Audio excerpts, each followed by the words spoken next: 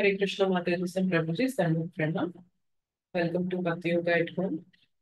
So ఈ రోజు మనం డిస్కస్ చేసుకునే చాప్టర్ వచ్చేసి 18th chapter. So last class లో మనం 15th చాప్టర్ వరకు కంప్లీట్ చేశాను. నెక్స్ట్ 108 ఇంపార్టెంట్ శ్లోకాస్ లో మనకి 16th అండ్ 17th 16 అండ్ 17 అధ్యాయం నుండి మనకి ఇంకేమీ లేవు 108 లో. సో మనం ఇవాళ డైరెక్ట్ గా 18th చాప్టర్ కి వెళ్ళిపోదాము. బిఫోర్ దట్ మనం మంగళాచరణ చేసి స్టార్ట్ చేద్దాం క్లాస్. ॐ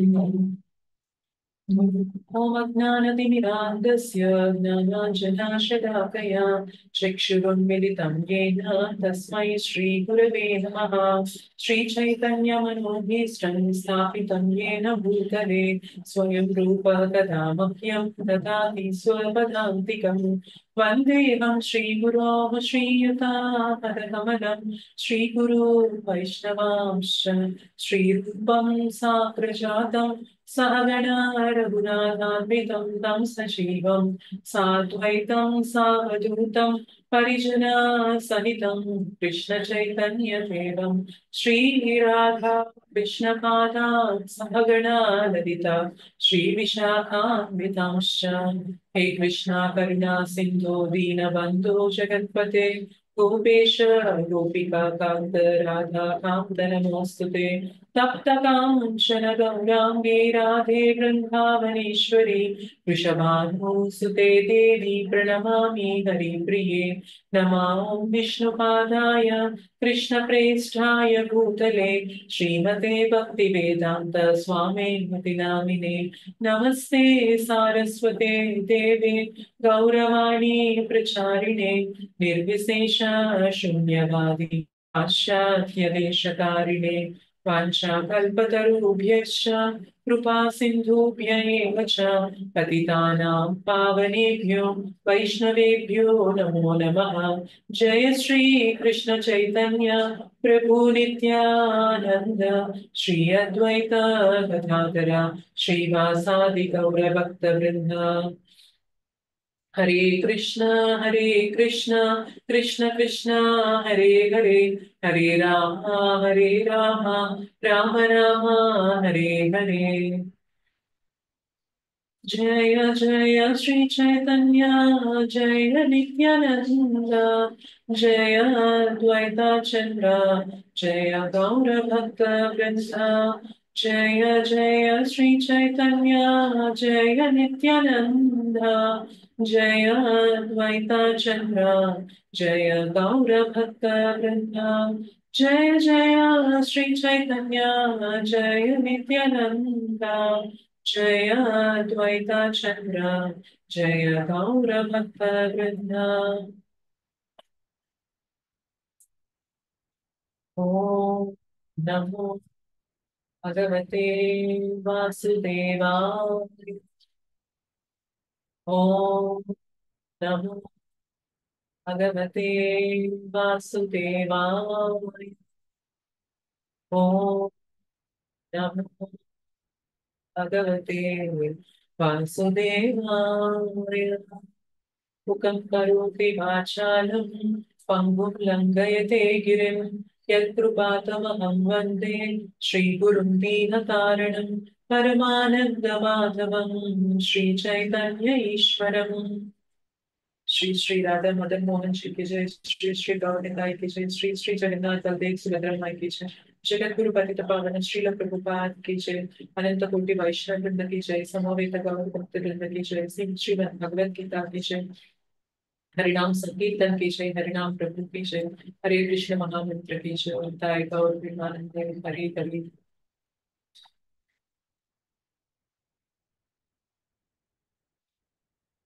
हरे कृष्ण माता जी प्रणाम। हरे कृष्ण माता जी प्रणाम। हरे कृष्ण माता जी दंडवत प्रणाम। हरे कृष्ण। हरे कृष्ण माता जी दंडवत प्रणाम। हरे कृष्ण ధన్యవాదాలు. Thank you Mataji. అందరికీ కూడా మోక్షద ఏకాదశి అండ్ గీతా జయంతి శుభాకాంక్షలు. సో మనం ఏ రోజైతే కృష్ణ అర్జునకి 5000 ఇయర్స్ ముందు ఇదే రోజున ఈ భగవద్గీత చెప్పడం అనేది జరిగింది. సో ఇంకా ఇప్పటి నుంచి మనకి ఆ కురుక్షేత్ర యుద్ధం అనేది ఎప్పుడైతే కృష్ణ చెప్పారో ఆ తర్వాత జరగడం అనేది జరిగిందని మనకి తెలిసిన విషయమే. బట్ ఇవాళ ఆ రోజు అవ్వడం అండ్ ఈ రోజు ఏకాదశి అండ్ మనం కూడా ఈరోజు క్లాస్ తీసుకొని అదే భగవద్గీత పైన కృష్ణ ఏదైతే చెప్పారో దాని గురించి డిస్కస్ చేయడం అనేది సో మనకి అది అదృష్టంగానే మనం భావించాలి. అండ్ ఈ రోజు మనం డిస్కస్ చేసుకునే చాప్టర్ ఏంటంటే 18th chapter. So 18th chapter ఏమంటారు అంటే మొత్తం అన్ని గీత భగవద్గీత మొత్తానికి కూడా ఎసెన్స్ ఉంటుంది. మనకి ఎసెన్స్ ఇలాగే మనకి ఇంకొక చాప్టర్ లో ఉంటుంది. ఏంటా చాప్టర్ ఐడియా ఉందా? మొత్తం భగవద్గీత సారం అంతా ఇంకొక చాప్టర్ లో కూడా ఉంటుంది. Second chapter correct. So second chapter మనకి కంటెంట్స్ ఆఫ్ గీత సమ్మరైజ్డ్, మొత్తం గీత సారాంశం అని చెప్పే ఉంటుంది దాని సెకండ్ చాప్టర్ పేరు కూడా. సో అలానే 18th చాప్టర్ లో కూడా మొత్తం సమ్మరీ ఇస్తారు, దాంతో పాటు ఇంకొన్ని డీటెయిల్స్ కూడా ఉంటాయి 18th చాప్టర్ లో. సో ఈ రోజు మనం 18th చాప్టర్ అనేది స్టార్ట్ చేద్దాము. అయితే 18th చాప్టర్ లో మనం డిస్కస్ చేయాల్సిన శ్లోక ఏంటి అంటే ఈరోజు 42 శ్లోక, 42nd శ్లోక. అయితే మనం 42nd శ్లోకాకి డైరెక్ట్ గా వెళ్ళకుండా మనం ఫస్ట్ నుంచి 41 శ్లోకాస్ అనువాదం చదివి అసలు అందులో ఏం చెప్తున్నారు అనేది చూసి 42కి వెళ్దాము. సో దట్ మనకి almost half of the chapter cover అయిపోతుంది ఇవాళ. ఎందుకంటే మనకి మొత్తం 78 శ్లోకాస్ ఉంటాయి ఇందులో. సో మనం 42 శ్లోకా దాకా ఇవాళ మొత్తం అన్ని శ్లోకాస్ కూడా మనం కవర్ చేసిన వాళ్ళే మొత్తం. అలా వెళ్దాము. అలాగే Mataji. Okay, thank you. So నేను షేర్ చేస్తాను. సో మీరు ఒకరి తర్వాత ఒకరు మనం ఎప్పటిలాగే అనువాదం చదివి దాని గురించి కొంచెం బ్రీఫ్ ఎక్స్ప్లెనేషన్ ఇచ్చుకొని మనం నెక్స్ట్ శ్లోకాకి వెళ్తూ ఉంటాం. సో దట్ మనం చాప్టర్ అంతా కూడా half of the chapter cover చేసినట్లే అవుతుంది ఈరోజు.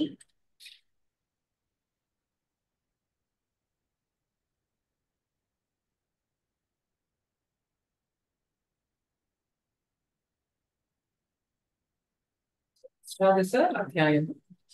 దీని పేరు వచ్చేసి సన్యాసం యొక్క పరిపూర్ణత్వము. సో పర్ఫెక్షన్ ఆఫ్ రినౌన్సియేషన్ అని ఉంటుంది ఇంగ్లీష్ లో. సో మొత్తం సన్యాసం యొక్క దాని పరిపూర్ణత్వం, పర్ఫెక్షన్, ఆ స్టేజ్ ఎలా ఉంటుంది అనేది ఇందులో ఉంటుంది. ఓకే, సో ఎవరు చదువుతారు అనువాదం? అందరము చదువుతాం, తక్కువ మంది మాతాజీ, ఒక్కొక్కరిని చదువుతాం అందరము. Yes, okay. మీరే మరి రొటేషన్ బేసిస్ లో చూసి చదువుతూ ఉన్నట్టయితే నేను నేమ్స్ పిలవకుండా. ఓకే, మనకి 42 శ్లోకాస్ దాకా చదవాలి.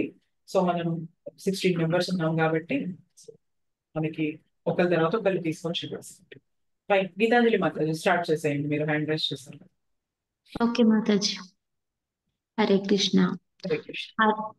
అర్జునుడు పలికెను, ఓ మహాబాహు, కేసి సంహార హృషికేశ, నేను త్యాగము మరియు సన్యాసము అనువాన్ని ప్రయోజనమును తెలుసుకొన గోరుచున్నాను. హరే కృష్ణ మాతాజీ. హరే కృష్ణ. సో ఇక్కడ చూసారా, మనకి భాష్యంలో చెప్తున్నారు వాస్తవంగా భగవద్గీత మనకి 17 అధ్యాయములతోనే ముగిసినది. సో 17 చాప్టర్స్ తోనే అయిపోయింది. బట్ ఇందులో ఏంటి అంటే ఇప్పటి వరకు చర్చించిన అంశాల యొక్క సారాంశం అనేది ఇందులో ఉంటుంది అని చెప్పి ఇక్కడ మనకి భాష్యంలో చెప్తారు శ్రీల ప్రభుపాదులు. సో ఇక్కడ ఏమడుగుతున్నారు? అర్జున క్వశ్చన్ అడుగుతున్నారు. So most of the chapters, మనకి అన్ని చాప్టర్స్ కూడా ఎలా స్టార్ట్ అవుతాయంటే అర్జున క్వశ్చన్ అడిగితే కృష్ణ దానికి ఆన్సర్ ఇవ్వడంతో మనకి స్టార్ట్ అవుతూ ఉంటుంది సంవాదం అనేది. సో ఇక్కడ అర్జున క్వశ్చన్ ఏంటి అంటే, ఓ మహాబాబు కేసి సంహార ఋషికేశ, నేను త్యాగము మరియు సన్యాసము అని వాని ప్రయోజనము తెలుసుకోగోరుచున్నాను. సో ఈ త్యాగము అంటే ఏంటి, సన్యాసము అంటే ఏంటి, అసలు దాని యొక్క పర్పస్ ఏంటి, ప్రయోజనం ఏంటి, నాకు తెలియజేయ కృష్ణ అని చెప్పి అర్జున అడుగుతున్నారనమాట. అయితే కృష్ణ నెక్స్ట్ శ్రీ భగవాన్ వాచ, కృష్ణ ఏం చెప్తున్నారు దానికి నెక్స్ట్ చదవండి. శ్రీకృష్ణ భగవానుడు పలికెను, భౌతిక వాంఛలతో కూడిన సమస్త కర్మలను త్యజించుటియే సన్యాసమని విజ్ఞులు పలుకగా, సర్వకర్మల ఫలమును విడిచుటియే త్యాగమని బుద్ధిమంతులు పలుకుదురు. హరే కృష్ణ. హరే కృష్ణ. సో కృష్ణ ఇక్కడ ఏం చెప్తున్నారంటే డైరెక్ట్ గా ఆన్సర్ ఇవ్వకుండా అర్జున అడిగిన క్వశ్చన్ కి అసలు ఏమంటారు, సో సన్యాసం అంటే ఏంటి, త్యాగం అంటే ఏంటి, వాటి గురించి ఒక్కొక్కరు ఏ విధంగా చెప్తారు అనే దాని గురించి చెప్తారు. తర్వాత శ్లోకాలు ఏం చెప్తారు అంటే, ఇవి వీళ్ళు చెప్పారు కానీ నా మాటల్లో నువ్వు అడిగిన దానికి ఆన్సర్ ఏంటి అని కృష్ణ చెప్తారు. అయితే ఇక్కడ కృష్ణ ఏమంటున్నారు, భౌతిక వాంఛలతో కూడిన సమస్త కర్మలను త్యజించుటయే సన్యాసమని విజ్ఞులు పలుకుతారు, అండ్ సర్వకర్మల ఫలములను విడుచుటయే త్యాగమని బుద్ధిమంతులు పలుకుతారు. భౌతిక వాంఛలతో కూడిన సమస్త కర్మలను త్యజించుటయే అంటే ఇక్కడ చూసారా, సమస్త కర్మలను త్యజించుట కాదు, కానీ భౌతిక వాంఛలతో కూడిన సమస్త కర్మలను త్యజించుట. రెండిటికి డిఫరెన్స్ అర్థమవుతుందా మీకు? సమస్త కర్మలను త్యజించుట, భౌతిక వాంఛలతో కూడిన సమస్త కర్మలను త్యజించుట, రెండిటికి డిఫరెన్స్ చెప్పగలరా ఎవరైనా?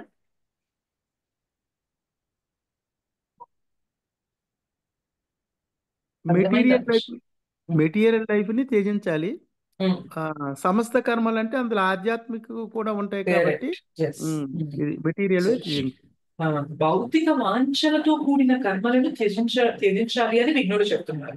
అంటే జనరల్ గా మనకి ఒక ఎసంప్షన్ ఉంటుంది. ఏంటి అంటే, సన్యాసము అంటే ఈ రినౌన్సియేషన్, వైరాగ్యము, ఇట్లా అంటే అర్థం ఏమనుకుంటాము అంటే అసలు ఇంకేమి పని చేయకూడదు, మొత్తం వదిలేసేయాలి, మనం ఏమి పట్టించుకోకూడదు, ఏం చేయకూడదు అన్న ఒక అపోహ అనేది ఉంటుంది అన్నమాట. సో ఇక్కడ విఘ్నులు ఏమని చెప్తారు అంటే, సన్యాసము అంటే భౌతిక వాంఛలతో కూడిన కర్మలను త్యజించాలి. కర్మలు చేయాలి, కానీ ఎలాంటి కర్మలు త్యజించాలి అంటే, నాకు కొన్ని కోరికలు ఉన్నాయి, నాకు కొన్ని డిజైర్స్ ఉన్నాయి, సో వాటిని తీర్చుకోవడానికి నేను ఏవైతే కర్మలు చేస్తానో వాటిని త్యజించాలి.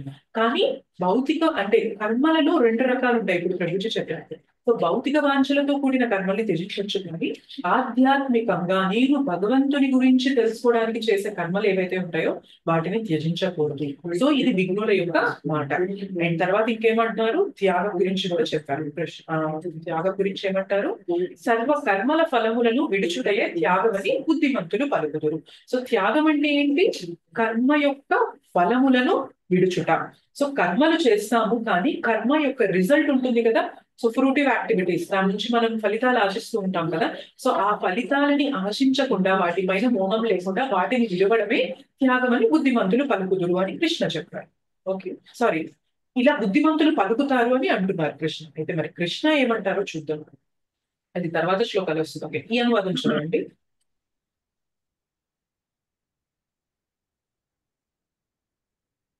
హరే కృష్ణ. హరే కృష్ణ మాతాజీ. హరే కృష్ణ. సర్వ కామ్య కర్మలు దోషము వలె త్యాజ్యములని కొందరు విద్వాంసులు పలుకుదురు. అయినను మరికొందరు సాధువులు తపోదాన యజ్ఞాది కర్మలనెన్నడనూ విడవరాదని పలుకుదురు. హరే కృష్ణ. హరే కృష్ణ. సో ఇక్కడ కూడా చూసారా ఏమంటారు, సర్వ కామ్య కర్మలు దోషము వలె త్యాజ్యములని కొందరు విద్వాంసులు పలుకుదురు. సో అన్ని కామ్య కర్మలను విడవాలి అని చెప్పి విద్వాంసులు చెప్తారు కొందరు.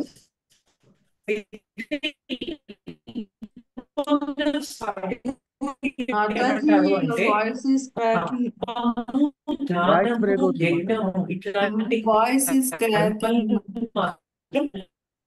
हरे कृष्णा माता जी, your voice is cracking माता जी.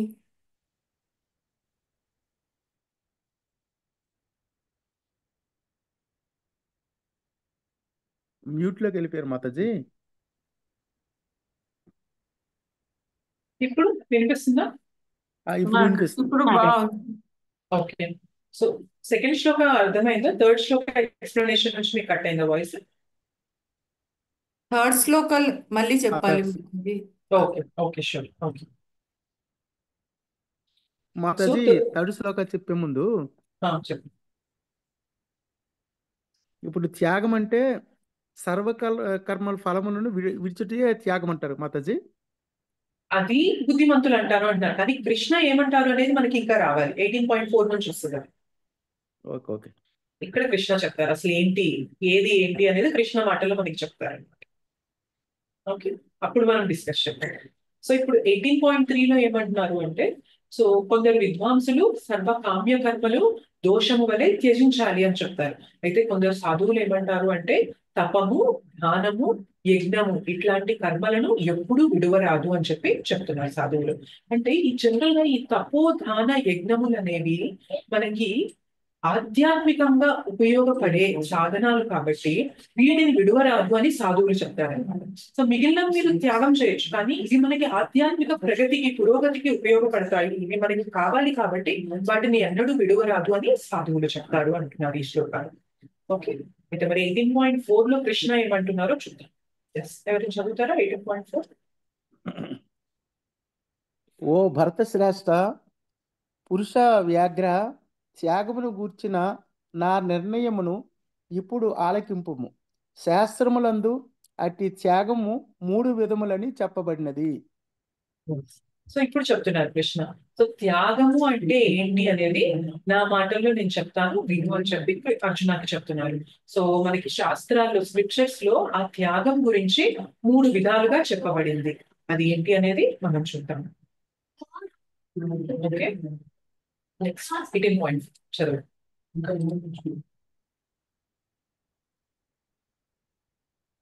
హరే కృష్ణ మాతాజీ. మాత చదవాలి మాత. వేరే వాళ్ళకి ఛాన్స్ ఇద్దాం. యజ్ఞము దానము తపస్సు అనేది కర్మలను ఎన్నడనూ త్యజింపరాదు, వారిని తప్పక ఆచరించవలెను. వాస్తవమునకు యజ్ఞములు దానములు తపములు మహాత్ములను కూడా పవిత్రమునొచ్చును. హరే కృష్ణ. హరే కృష్ణ. సో ఇక్కడ ఏం చెప్తున్నారు? ఇందాక అన్నట్లే యజ్ఞము దానము తపస్సు ఇట్లాంటివి మాత్రం ఎన్నడూ త్యజించరాదు కృష్ణ చెప్తున్నారు. ఇది ఎందుకు ఆచరించాలి, ఎందుకు త్యజించరాదు అని చెప్తున్నారు అంటే, వీటి ద్వారా ఈ యజ్ఞ దాన తపస్సులు ఈ కార్యముల ద్వారా మన ఈవెన్ మహాత్ములు కూడా పవిత్రం చెందుతారు. సో మనల్ని పవిత్రుల్ని చేసే ప్రాసెస్ ని ఎప్పుడు కూడా విడిచిపెట్టకూడదు.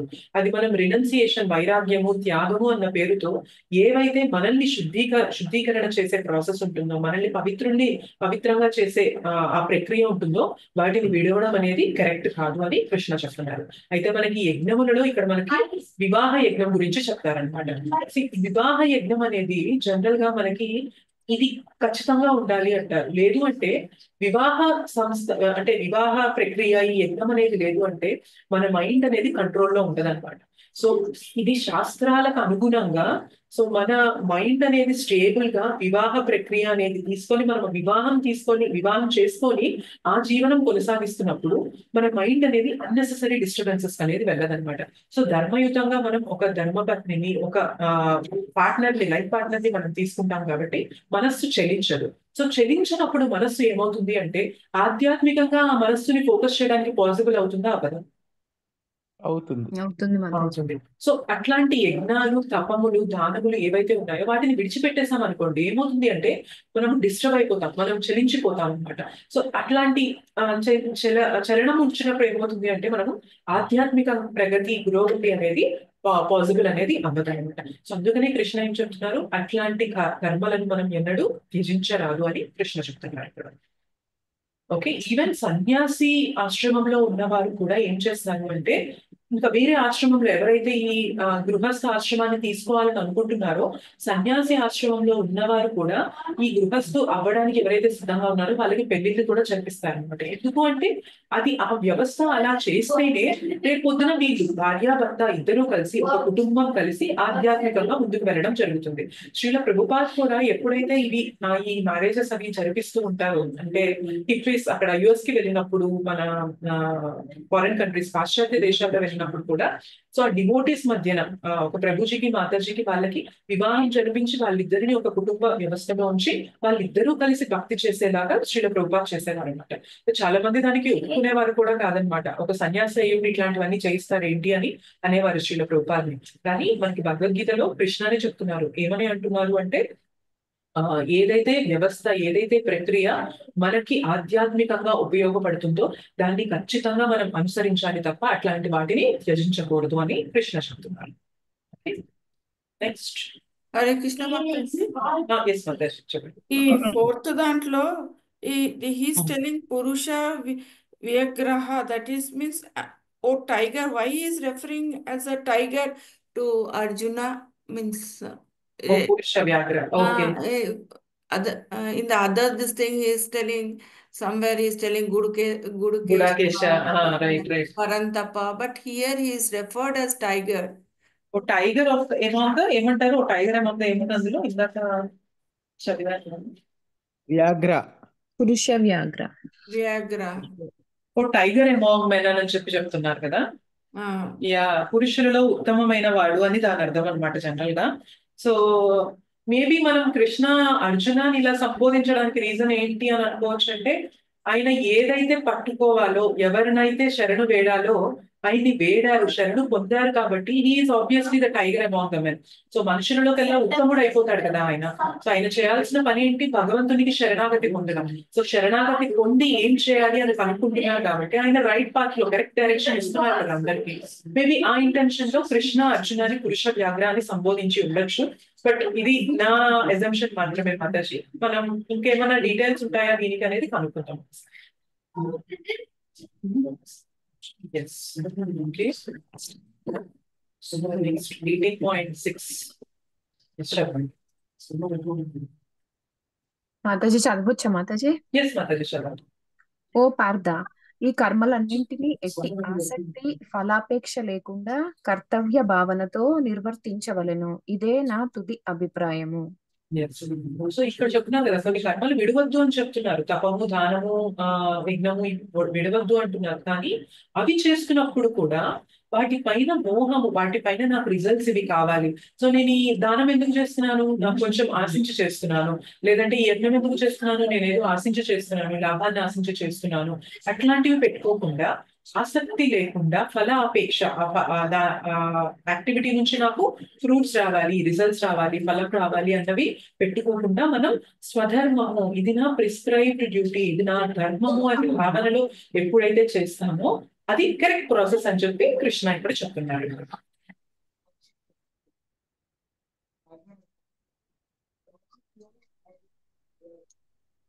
ఓకే, 18.7 చదువుతారా?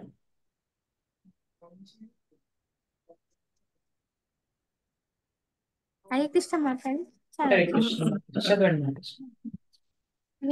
విద్యుక్త ధర్మములను ఎన్నడూను విడవరాదు. మోహ కారణమున ఎవరైనను తన విద్యుక్త ధర్మమును విడిచినచో అట్టి త్యాగము తమో గుణమునకు సంబంధించినదిగా చెప్పబడును. హరే కృష్ణ, థ్యాంక్ యూ మాతాజీ. సో ఇక్కడ ఏం చెప్తున్నారు కృష్ణ? విద్యుక్త ధర్మములను ఎప్పుడు కూడా విడువరాదు. ఒకవేళ మనం మోహంతో, ఇల్యూజన్, భ్రమలో ఉండి ఎవరైనా అలా విద్యుక్త ధర్మాలను విడిచారంటే అలాంటి త్యాగం ఎలాంటి త్యాగానికి సంబంధించిందని చెప్తున్నారు? తమో గుణానికి సంబంధించినదిగా చెప్పబడుతున్నది అని చెప్తున్నారు కృష్ణ. సో ఇలా విద్యుక్త ధర్మాలను వదిలేసి నేను వెళ్ళిపోతాను అని ఎవరన్నారు మనకి భగవద్గీతలో? అర్జున అన్నారు. మళ్ళీ అర్జునాన్ని చెప్తున్నారు అనమాట. సో విద్యుక్త ధర్మాన్ని వదిలేసి నేను వెళ్ళిపోతాను. ఒక క్షత్రియుడికి తన యొక్క ధర్మం ఏంటి అంటే ధర్మాన్ని స్థాపించి మిగిలిన వాళ్ళకి ప్రొటెక్షన్ ఇవ్వడం, మిగిలిన 3 వర్గాల వాళ్ళకి. సో అలాంటి ధర్మాన్ని, విద్యుక్త ధర్మాన్ని వదిలేసి నేను నా వాళ్ళని చంపి వెళ్ళిపోవాల్సి వస్తుంది అని అర్జున అంటున్నారు అంటే అది కరెక్ట్ కాదు. తన విద్యుక్త ధర్మాన్ని ఉల్లంఘించి వెళ్తున్నారు. సో అట్లాంటి దానం ఏదైతే, అట్లాంటి త్యాగం ఏదైతే ఉంటుందో అది తమో గుణానికి సంబంధించింది అర్జున అని కృష్ణ చెప్తున్నారు అన్నమాట. ఓకే, సో మనం కూడా మన విద్యుక్త ధర్మాల్ని ఎప్పుడు కూడా విడువరాదు. ఒకవేళ అట్లా విడిచేసాము, ఇది భక్తి మార్గంలో ఉన్నాము, ఇట్లా ఇవన్నీ చేయడానికి లేదు అని విడిచేసాము. చాలా మంది మనం ఫ్యామిలీలో ఉన్నాము అంటే మనం డబ్బులు అనేవి సంపాదించాలి. కానీ ఇది నేను భక్తికి పక్కకి వెళ్ళిపోతాను, నేను సంపాదించను, ఇది నా డ్యూటీస్ నేను చేయను అంటే అది కరెక్ట్ కాదు. అలాంటి త్యాగం ఏంటి అంటే తమో గుణంతో కూడిన త్యాగం అనమాట. సో మన రెస్పాన్సిబిలిటీస్ ఏంటి, మన ఫ్యామిలీని మనం చూసుకోవడం, మన ధర్మాలు మనం చేయడం అనేది మనం ఎప్పుడు చేయాలి. మన విడవడం అనేది తమో గుణంలో కూడిన పని అని చెప్తున్నారు. Okay, next 18.8. అంటే మన విద్యుక్త ధర్మాన్ని మనం చేస్తూ దాన్ని Krishna centre, exactly, that is nitya karmas has to be done, kamya karmas has to be rejected. Correct. So Mataji అన్నట్లు కామ్య కర్మలు అంటే నేను అనుభవించాలి, నేను ఎంజాయ్ చేయాలి, నేను సుఖపడాలి అనుకునే పనులు వదిలేయాలి. రినౌన్సియేషన్ అంటే. కానీ నా కర్తవ్యం ఏదైతే ఉంటుందో, నా విద్యుక్త ధర్మాలు, నాకు ఉన్న నా ధర్మం ఏంటి అనేది మాత్రం నేను ఎప్పుడు మొదలకూడదు. దానితో పాటు మనకి పరోధర్మం ఏంటి, మనందరికీ ఉన్న పరోధర్మం ఏంటి? సవై పుంసాం పరోధర్మం యథో భక్తి అధోక్షజే అహైతుకి అప్రతిహత యయాత్మ సుప్రసీదతి అంటారు. మనకి శ్రీమద్ భాగవతంలో శ్లోకం వస్తుంది. సో సవై పుంసాం అంటే మానవుడు, మనిషి. సో అందరి యొక్క పరోధర్మం యథో భక్తి అధోక్షజే. సో అధోక్షజుని యొక్క భక్తి చేయడం అనేది మనందరి యొక్క పరోధర్మము. ఎలాంటి భక్తి చేయాలి? అహైతుకి అప్రతిహత. అహైతుకి అంటే అన్మోటివేటెడ్ అండ్ అన్ఇంటరప్టెడ్ అంటారు అనమాట. అంటే ఎలాంటి ఫలం ఆశించకుండా, ఎలాంటి అంతరాయం కలగకుండా ఎప్పుడైతే నిర్విరామంగా భక్తి చేస్తూ ఉంటామో అలా భక్తి చేసినప్పుడు మాత్రమే ఆత్మ సుప్రసీదతి. అలాంటి ఆత్మ మాత్రమే, అలాంటి జీవుడు మాత్రమే ఎప్పుడు ప్రశాంతంగా ఆనందంగా ఉండగలరు అని మనకి భాగవతంలో ఉందన్నమాట. సో కామ్యకర్మల్ని విడవాలి, మన ధర్మాన్ని మనం ఎప్పుడూ విడవకూడదు. అండ్ అన్నిటికన్నా ముఖ్యమైన ధర్మం ఏంటి అంటే పరోధర్మం. అది భగవత్ భక్తి, భగవంతుని సేవ. దాన్ని ఎప్పుడు కూడా విడిచిపెట్టకూడదు. ఓకే, అండ్ నెక్స్ట్ శ్లోక 18.8 చదవండి. హరి కృష్ణ మాతాజీ. హరే కృష్ణ. దుఃఖకరములను కాని దేహమునకు అసౌకర్యం కలుగునను భయము వలన గాని ఎవడైనను విద్యుక్త ధర్మములను త్యజించినచో అతడు దానిని రజోగుణము నందు త్యాగమునర్చిన వాడగును. అట్టి కార్యం ఎన్నడును త్యాగమునందలి ఉన్నత స్థితిని కలుగజేయలేదు. హరే కృష్ణ. సో ఇక్కడ చెప్తున్నారు, ఇది మనకి బాధ కలిగిస్తుంది, లేదు నా బాడీకి కొంచెం కష్టంగా ఉంటుంది, అంత కంఫర్టబుల్ గా లేదు, నేను దానివల్ల నాకు భయం కలిగి నేను నా విద్యుక్త ధర్మాల్ని వదిలేస్తాను అని అనుకున్నట్లయితే దాన్ని రజోగుణంతో కూడింది అని చెప్తున్నారు అనమాట.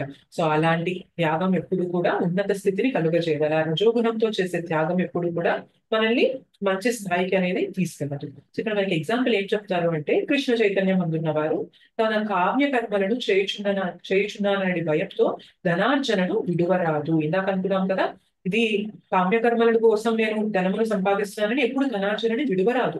ఒకవేళ పని చేయడం ద్వారా తన ధనమును కృష్ణ చైతన్యముకై వినియోగించగలిగినచో, లేదా బ్రహ్మ ముహూర్తమునందే నిద్రలేచుట తన శుద్ధమైన కృష్ణ చైతన్యమును పురోగతి సాధింపగలిగినచో అతడు భయముతో లేక కర్మల కష్టతరములని గాని భావించి వాటిని విడువరాదు. అంటే త్యాగము తప్పక రజోగుణములకు సంబంధించినది. సో ఏమంటున్నారు, బ్రహ్మముహూర్తంలో మనం లేవాలి. సో బ్రహ్మముహూర్తంలో లేవడం అనేది సింపుల్ టాస్క్, ఈజీ థింగ్? చాలా కష్టం. అండ్ అందులోనూ వింటర్ సీజన్, ఇప్పుడు మనం ఏదైతే సీజన్ లో ఉన్నామో ఇప్పుడు లేవడం అనేది ఇంకా కష్టకరం. సో మేబీ సమ్మర్ లో మనం దాన్ని తీసుకున్నాము, ట్రై చేసాము, బట్ ఎప్పుడైతే ఇంకా క్లైమేట్ అనేది మారుతూ ఉంది, కష్టతరంగా ఉంది, నా బాడీకి కష్టంగా ఉంది, నేను లేవడం లేదు అని మనం నా వల్ల కాదు ఇంకా అని ఆపేస్తున్నాము అంటే జనరల్ గా ఏంటి అంటే అది రజోగుణంతో కూడిన, అంటే కొంచెం నాకు ఇబ్బంది కలుగుతుంది, నేను ఆ ఇబ్బందిని తీసుకోవడానికి నేను రెడీగా లేను అనుకుంటే దాన్ని ఏమంటారు అంటే రజోగుణంతో కూడిన త్యాగం అంటారు అనమాట.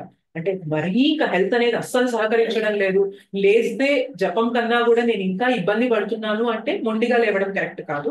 బట్ ఏంటి అంటే కొంచెం ఇబ్బంది కలుగుతుంది, ఆ ఇబ్బందిని కూడా తీసుకొని మనం ముందుకెళ్ళగలిగి మన భక్తిని ముందుకు తీసుకెళ్తున్నాము అంటే అట్లాంటి త్యాగం అనేది కరెక్ట్. అని వదిలేస్తున్నాము అంటే మాత్రం ఇది రజోగుణంతో కూడిన త్యాగం.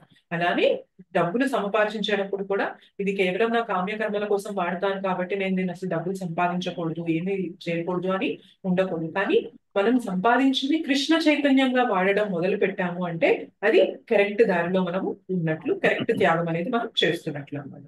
సో భయంతో కానీ, అసౌకర్యం కలుగుతుందని కానీ, దుఃఖ కారణమని కానీ మనం ఏదైనా త్యాగం చేస్తే అది రజోగుణంకి చెందిన త్యాగం అని చెప్తున్నాడు కృష్ణ. ఎస్ వేణుగోపాల్ గౌడ్ ప్రభుజీ చదవండి, దాన్ని మీరు ఇంట్రెస్ట్.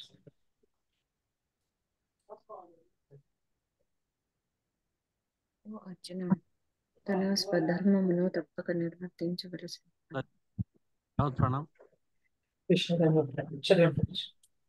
ఓ అర్జున, తప్పక పునరింపవలసినయే యున్నందున తన స్వధర్మమును నిర్వహించుచు సమస్త భౌతిక సంపర్కమును మరియు సర్వఫలాసక్తిని త్యజించురో వారి త్యాగము సాత్వికమని చెప్పబడును. సో తప్పక హోనరింపవలసిన ఉన్నందున తన స్వధర్మమును నిర్వహించుచు, అంటే as a matter of duty నేను ఇది చెయ్యాలి, సో నా కర్తవ్యం ఇది నేను చెయ్యాలి అని చేస్తూ మన స్వధర్మాన్ని నిర్వర్తించుచు రైట్. భౌతిక సంపర్కమును, సో ఇలా భౌతికంగా అంటే మెటీరియల్ గా భౌతిక జీవనంతో గడిపే వారితో ఎక్కువ సంపర్కం అనేది పెట్టుకోకుండా మరియు సర్వ ఫలాసక్తిని త్యజిత్తులో వారి త్యాగం సాత్వికమని చెప్పబడును. సో ఫలాలపైన ఆసక్తి అనేది లేకుండా నేను చేయాలి, సో ఇది నా కర్తవ్యము, నా విద్యుక్త ధర్మము, నేను చేస్తాను చేయాలి అని ఎవరైతే చేస్తారో, వాటిపైన వాటి ఫలాలపైన ఆసక్తి అనేది పెట్టుకోకుండా చేస్తారో అట్లాంటి త్యాగం ఏదైతే ఉందో దాన్ని సాత్విక అంటే సత్వగుణంలో చేయబడిన త్యాగం అని చెప్తున్నారు కృష్ణ ఇక్కడ. మాతాజీ ఒక ఎగ్జాంపుల్ ఎవరు దానికి? దీనికి ఎగ్జాంపుల్ అంటారా? ఇప్పుడు ఇక్కడ మనకి ఏమైనా చెప్పారో చూద్దాం. విద్యుక్త ధర్మములను ఇట్టి భావనలోనే నిర్వహింపవలను, మానవుడు ఫలముల ఎడ ఆసక్తి లేకుండా వర్తింపవలను, అంతేకాకుండా అతడు గుణముల నుండి విడివడి ఉండవలను. కృష్ణ చైతన్యవంతుడైన వ్యక్తి ఏదేని కర్మాగారంలో పనిచేయుచున్నచో కర్మాగారపు పనినే సర్వస్వమని భావించి తాదాత్మ్యము చెందుట గాని కర్మాగారమునందరి కార్మికులతో అనవసర సాంగత్యము కలిగి ఉండట గాని చేయడు. సో ఇక్కడ ఎగ్జాంపుల్ ఇచ్చేసారు మనకి శ్రీల ప్రభుపాదులు గారు. సో మనం ఏదైనా జాబ్ కానీ మనం ఏదైనా ఒక ఫ్యాక్టరీలో బిజినెస్ కానీ ఏదైనా చేస్తున్నాము అంటే ఇంకా కేవలం అదే నా జీవితం అన్నంతగా తాదాత్మ్యం చెందకుండా ఉండడం అనమాట. అంటే కర్మాగారపు పనినే సర్వస్వం అని భావించి తాదాత్మ్యం చెందుట. సో అట్లా ఉండకూడదు. కేవలం ఇదే మొత్తం నా జీవితము, నా లైఫ్ అండ్ సోల్ ఇదే అన్నట్లుగా మనం ఉండకూడదు అనమాట. ఇది నా బాధ్యత, నేను చేస్తున్నాను అంతవరకే దానిపై ఉండాలి, కానీ ఎక్కువ అటాచ్ అయిపోయి దానికి ఆ పనికి కానీ అలా ఉండకూడదు. అండ్ ఇంకేమంటున్నారు, కర్మాగారం నందలి కార్మికులతో అనవసర సాంగత్యము కలిగి ఉండటం కానీ చేయడు. సో అనవసరంగా అక్కర్లేని సాంగత్యం ఏదైతే ఉందో అలాంటివి కూడా కలగకుండా, అలాంటివి కూడా లేకుండా ఉండడం అనేది, సో అట్లాంటి త్యాగం ఏంటి అంటే సత్వగుణంలో చేయడం అనమాట. సో జనరల్ గా మనం ఏంటి అంటే ఏదైనా జాబ్ కానీ ఏదైనా చేస్తున్నామంటే బాగా మమేకం అయిపోతాం అనమాట. సో ఇదే నా జీవితం అన్నంతగా బాగా అటాచ్ అయిపోతాం. కానీ సత్వగుణంలో ఉన్నప్పుడు ఏంటి అంటే ఇంత అటాచ్మెంట్ పనికిరాదు, ఇది నా బాధ్యత, చేస్తున్నాను అంతే, ఫలాలపై ఆసక్తి లేకుండా as a matter of duty, ఇది నా కర్తవ్యం కాబట్టి చేస్తున్నాను అని ఉండడము.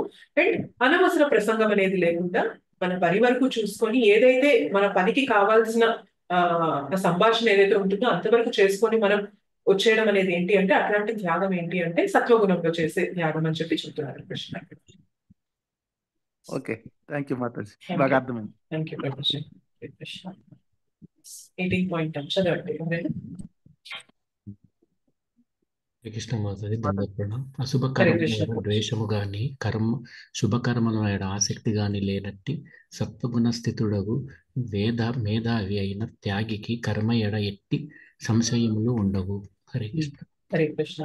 సో ఇక్కడ చెప్తున్నారు, సో అశుభ కర్మల అంటే కొన్ని పనులు మనకి అశుభాన్ని కలిగించాయని చెప్పి వాటిపైన ద్వేషం పెట్టుకోవడము, లేదు కొన్ని పనులు మనకి శుభాలు ఇచ్చాయని చెప్పి వాటిపైన ఎక్కువ ఆసక్తి పెట్టుకోవడము. సో ఇట్లాంటివి ఏమీ లేకుండా సత్వగుణ స్థితులకు మేధావి అయిన త్యాగికి, సో సత్వగుణంలో నిండిన త్యాగి అనుకున్నాం కదా, ఏమైనా కానీ రిజల్ట్ ఏదైనా కానీ నేను నా బాధ్యత కాబట్టి నేను చేస్తున్నాను అన్న ఫోకస్ తో చేస్తున్న వ్యక్తి సత్వగుణంలో ఉన్న వ్యక్తి. సో ఆ సత్వగుణంతో చేసే త్యాగం ఏదైతే ఉంటుందో అలాంటి వ్యక్తికి ఆ కర్మ పైన ఎట్లాంటి డౌట్స్ అనేవి ఉండవు అని చెప్తున్నారు. సో ఇక్కడ ఏమంటారు, కృష్ణ చైతన్యం ఎందున్న వ్యక్తి లేక సత్వగుణ సంపన్నుడైన వ్యక్తి తన దేహమునకు బాధను కలిగించే విషయములను గాని మానవులను గాని ద్వేషింపడు. సో ఇంతకు ముందు మనం ఒక శ్లోకాలు చూసాం కదా, నిర్వైరః సర్వభూతేషు. సో ఎవరిపైన వైరము ద్వేషము అనేది పెట్టుకోడు సత్వగుణంతో ఉన్న వ్యక్తి. తన విద్యుక్త ధర్మములను నిర్వహించుట వలన కలుగు ఇబ్బందులకు భయపడక అతడు తగిన సమయమును మరియు తగిన ప్రదేశమును కర్మనునరించును. సో తను చేయాల్సిన పనుల వల్ల కలిగే ఇబ్బందులు ఏవైతే ఉంటాయో వాటికి భయపడకుండా, సో ఎలాంటి సమయంలో ఎలాంటి ప్లేస్ లో ఎట్లాంటి పని చేయాలి అనేది మాత్రం ఆయన ఫోకస్డ్ గా ఆ పని చేసుకుంటూ ముందుకు వెళ్తారు. ఆధ్యాత్మిక స్థితి యందు నిలిచి ఉన్న అట్టి వ్యక్తి అత్యంత మేధా సంపన్నుడనియు మరియు తాను అనురించు కర్మల ఎడ సంశయ రహితుడనియు గుర్తింపవలను. సో అట్లా ఆధ్యాత్మిక స్థితి యందు నిలిచిన వ్యక్తికి తన కర్మయందు ఎట్లాంటి సంశయాలు ఉండవు. ఆయన కంప్లీట్ గా మేధా సంపన్నుడై ఉంటారు కాబట్టి ఇట్లాంటి సంశయాలు ఏవి ఉండవు అని చెప్తున్నారు. ఓకే, ఎప్పుడు సత్వగుణం అంటే ఒకటే గుర్తుపెట్టుకోవాలి, వాళ్ళు అటాచ్ అవ్వరు అనమాట. అంటే ద్వేషము ఉండదు, రాగము ఉండదు. సో డ్యూటీ కాబట్టి నేను చేస్తున్నాను, ఇబ్బందులు వచ్చినా కానీ నా కర్తవ్యం కాబట్టి నేను చేస్తున్నాను. సో మనకి శ్రీల ప్రభుపాద్ ఒక పర్పోర్ట్ లో చెప్తారు, ఇప్పుడు మే సీజన్ లో చాలా ఎండలు ఉంటాయి. ఎంత ఎండలు ఉంటాయంటే మామూలుగా మనకి ఇంట్లో ఉంటేనే వేడి మనకి చెమట్లు పట్టేస్తూ ఉంటాయి. అలాంటిది ఆ టైంలో కిచెన్ లోకి వెళ్ళి వంట చేసినప్పుడు ఇంకా మనం వంటకి దగ్గరగా సెగకి దగ్గరగా ఉంటాం కాబట్టి ఇంకా వేడిగా ఉంటుంది కదా. కానీ ఇంట్లో ఒక ఇల్లాలు ఇబ్బందిగా ఉంది అని చెప్పి వంట చేయడం మానేస్తుందా? నో మాతాజీ. లేదు. చేయరు. అలానే ఎవరైతే ఈ ఆధ్యాత్మిక సాధన చేస్తూ ఉంటారో వాళ్ళు పొద్దున్నే లేచి చలికాలంలో అంటే చల్ల నీటితో స్నానం చేస్తూ ఉంటారు. సో ఎండాకాలంలో చల్ల నీటితో స్నానం చేయడం అనేది మనకి హాయిగా ఉంటుంది, బాగుంటుంది. కానీ అదే చలికాలం వచ్చింది అంటే అదే చల్ల నీటితో స్నానం చేస్తుంటే చాలా కష్టంగా ఉంటుంది. కానీ ఎవరైతే ఈ యోగా సాధన చేసే వాళ్ళు ఉంటారో వాళ్ళు ఆ కష్టాన్ని కూడా తీసుకుంటారు అనమాట. సో ఇదేంటి అంటే ఇది నా ధర్మము, నేను చేయాలి, ద్వేషం కానీ రాగం కానీ లేకుండా వాళ్ళు చేసుకుంటూ వాళ్ళ పని అనేది ముందుకు వెళ్తారనమాట. సో ఇలాంటి వాళ్ళు ఏంటంటే సత్వగుణంలో ఉన్నట్లు అని ఇక్కడ చెప్తున్నాం. క్వశ్చన్ 18.11 చదవండి. దేహదారుడైన వానికి సర్వకర్మలను తెగించడం నిక్కరము అసాధ్యమైన విషయం. కానీ కర్మఫలములను త్యాగము నెరచిన వాడు మాత్రమే నిజమైన త్యాగి అనబడును. సో ఇక్కడ ఏమంటారు? దేహదారుడైన వారికి సర్వ కర్మలను త్యజించుట నిక్కముగా అసాధ్యమైన విషయము. అసలు మనకి ఏం పనులు చేయకుండా పనులన్నీ విడిచిపెట్టేసి అసలు ఇనాక్టివ్ ఏం పని చేయను నేను దమ్ముగా ఉంటానంటే అసలు దానికి పాసిబుల్ అవుతుందా? అసలు పాసిబుల్ కాదనమాట. సో అదే అంటున్నారు కృష్ణ ఇక్కడ. అలా నేను అన్ని త్యజించేసి ఉండడం అనేది కుదరని పని. కానీ కర్మ ఫలములను త్యాగమునర్చిన వాడు మాత్రమే నిజమైన త్యాగి అనబడును. సో ఇందాక అనుకున్నాం కదా, రినౌన్సియేషన్ అంటే జనరల్ గా మనకున్న అపోహ ఏంటి అంటే పనులన్నీ వదిలేసేయాలి, ఏమి కర్మ అనేది చేయకూడదు అన్న ఇదిలో ఉంటాం. కానీ కృష్ణ చెప్తున్నారు కర్మ ఫలములను త్యాగమునర్చిన వాడే నిజమైన త్యాగి. కర్మ చేస్తారు కానీ ఫలాలను మాత్రం త్యాగం చేసేవారు ఎవరైతే ఉంటారో వారు మాత్రమే నిజమైన త్యాగి అని చెప్తున్నారు కృష్ణ. సో మానవుడు ఏ సమయమునందు కూడా కర్మను త్యజింపజాలడని భగవద్గీత ఎందే చెప్పబడినది. సో ఏ సమయంలో కూడా కర్మను మనం త్యజింపలేము అని భగవద్గీతలోనే ఉన్నది. కనుకనే శ్రీకృష్ణుడి కొరకు కర్మను అనుభవించుచు కర్మ ఫలములను అనుభవింపక శ్రీకృష్ణునికే సర్వమును అర్పించువాడు నిజమైన త్యాగి అనబడును. సో కర్మ చేయాలి కానీ వాటి రిజల్ట్స్, వాటి యొక్క ఫలితాన్ని ఎవరికి ఇవ్వాలి అంటున్నారు? కృష్ణునికే. సో కృష్ణునికి ఎప్పుడైతే ఆ ఫలితాన్ని మనం అర్పిస్తామో అట్లాంటి వ్యక్తే నిజమైన త్యాగి అనబడును. మా అంతర్జాతీయ కృష్ణ చైతన్య సంఘమునందు సభ్యులైన పలువురు తమ కార్యాలయములందు గాని కర్మాగారములందు గాని ఇతర చోట్ల గాని కష్టించి పనిచేస్తున్నను వారు సంపాదించిన దానిని అంతటిని సంస్థకే ఇచ్చివేయుదురు. సో ఈ ఇస్కాన్ లో చాలా మంది ఎవరైతే ఈ మన ఫ్యాక్టరీస్ లో కానీ మిగిలిన వేరే ఆఫీసెస్ లో కానీ ఎక్కడైతే వర్క్ చేస్తారో సో వాళ్ళు కష్టించి సంపాదించింది కూడా సొసైటీకే ఇచ్చేస్తారు. సో అట్టి మహాత్ములు వాస్తవముగా సన్యాసులని సన్యాసాశ్రమునందు నెలకొనినట్టి వారని చెప్పవచ్చును. సో ఎవరైతే వాళ్ళు కష్టపడగా వచ్చిన కష్టానికి రిజల్ట్ ఏదైతే వస్తుందో దాన్ని భగవంతునికి ఇస్తున్నారో వాళ్ళే నిజమైన సన్యాసులు, వాళ్ళే నిజంగా సన్యాసాశ్రమం నందు ఉన్నట్లుగా మనం చెప్పవచ్చు అని శ్రీల ప్రభుపాదులు అంటున్నారు. ఇక్కడ కర్మ ఫలములను ఏ విధముగా త్యాగము చేయవలను మరియు ఎట్టి ప్రయోజనముకై కర్మ ఫలములను త్యజింపవలను ఇక్కడ స్పష్టంగా చెప్తున్నారు అనమాట. సో కర్మఫలాన్ని దేనికోసం త్యాగం చేయాలి, ఆ ప్రయోజనం కూడా తెలియాలి. సో భగవంతుని కోసం, భగవద్ సేవ కోసం మన కర్మఫలాన్ని త్యాగం చేస్తున్నాము అంటే అది కరెక్ట్ వే అనమాట. లేదు అంటే కనుక మనం చేసే త్యాగం అనేది తమో గుణంలో కానీ రజోగుణంలో కానీ వెళ్ళిపోతుంది తప్ప అది సత్వగుణంలో రైట్ వేలో ఉన్నట్టు కాదు. ఓకే, నెక్స్ట్ 18.12 చదువుతారా? త్యాగి కానటువంటి వానికి మరణానంతరము ఇష్టము అనిష్టము ఇష్టానిష్టల మిశ్రమము అను త్రివిధ కర్మ ఫలములు కలుగుచున్నవి. కానీ నిజముగా సన్యాస జీవితమునందున్న వారికి మాత్రము సుఖ దుఃఖములను కలిగించు అట్టి ఫలములు కలుగుట లేదు. హరే కృష్ణ. హరే కృష్ణ. సో త్యాగి కానటువంటి వానికి ఏమవుతుంది?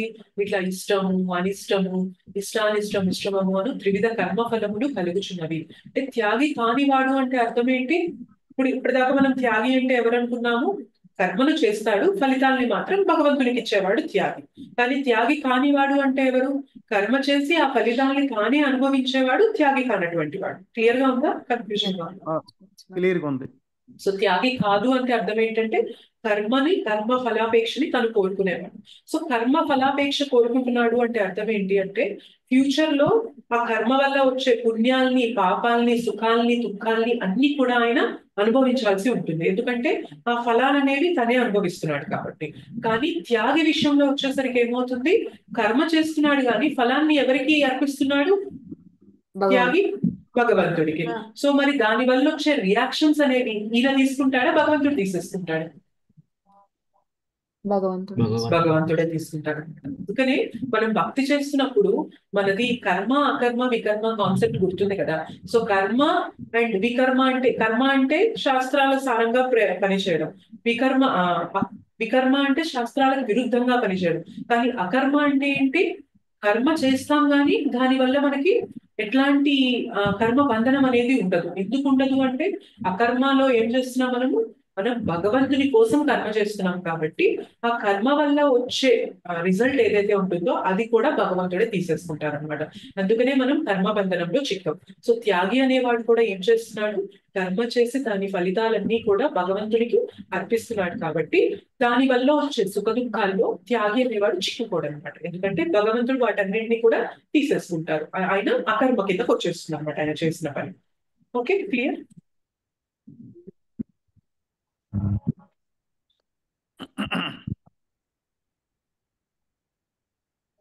నెక్స్ట్ 18.13 చదవండి.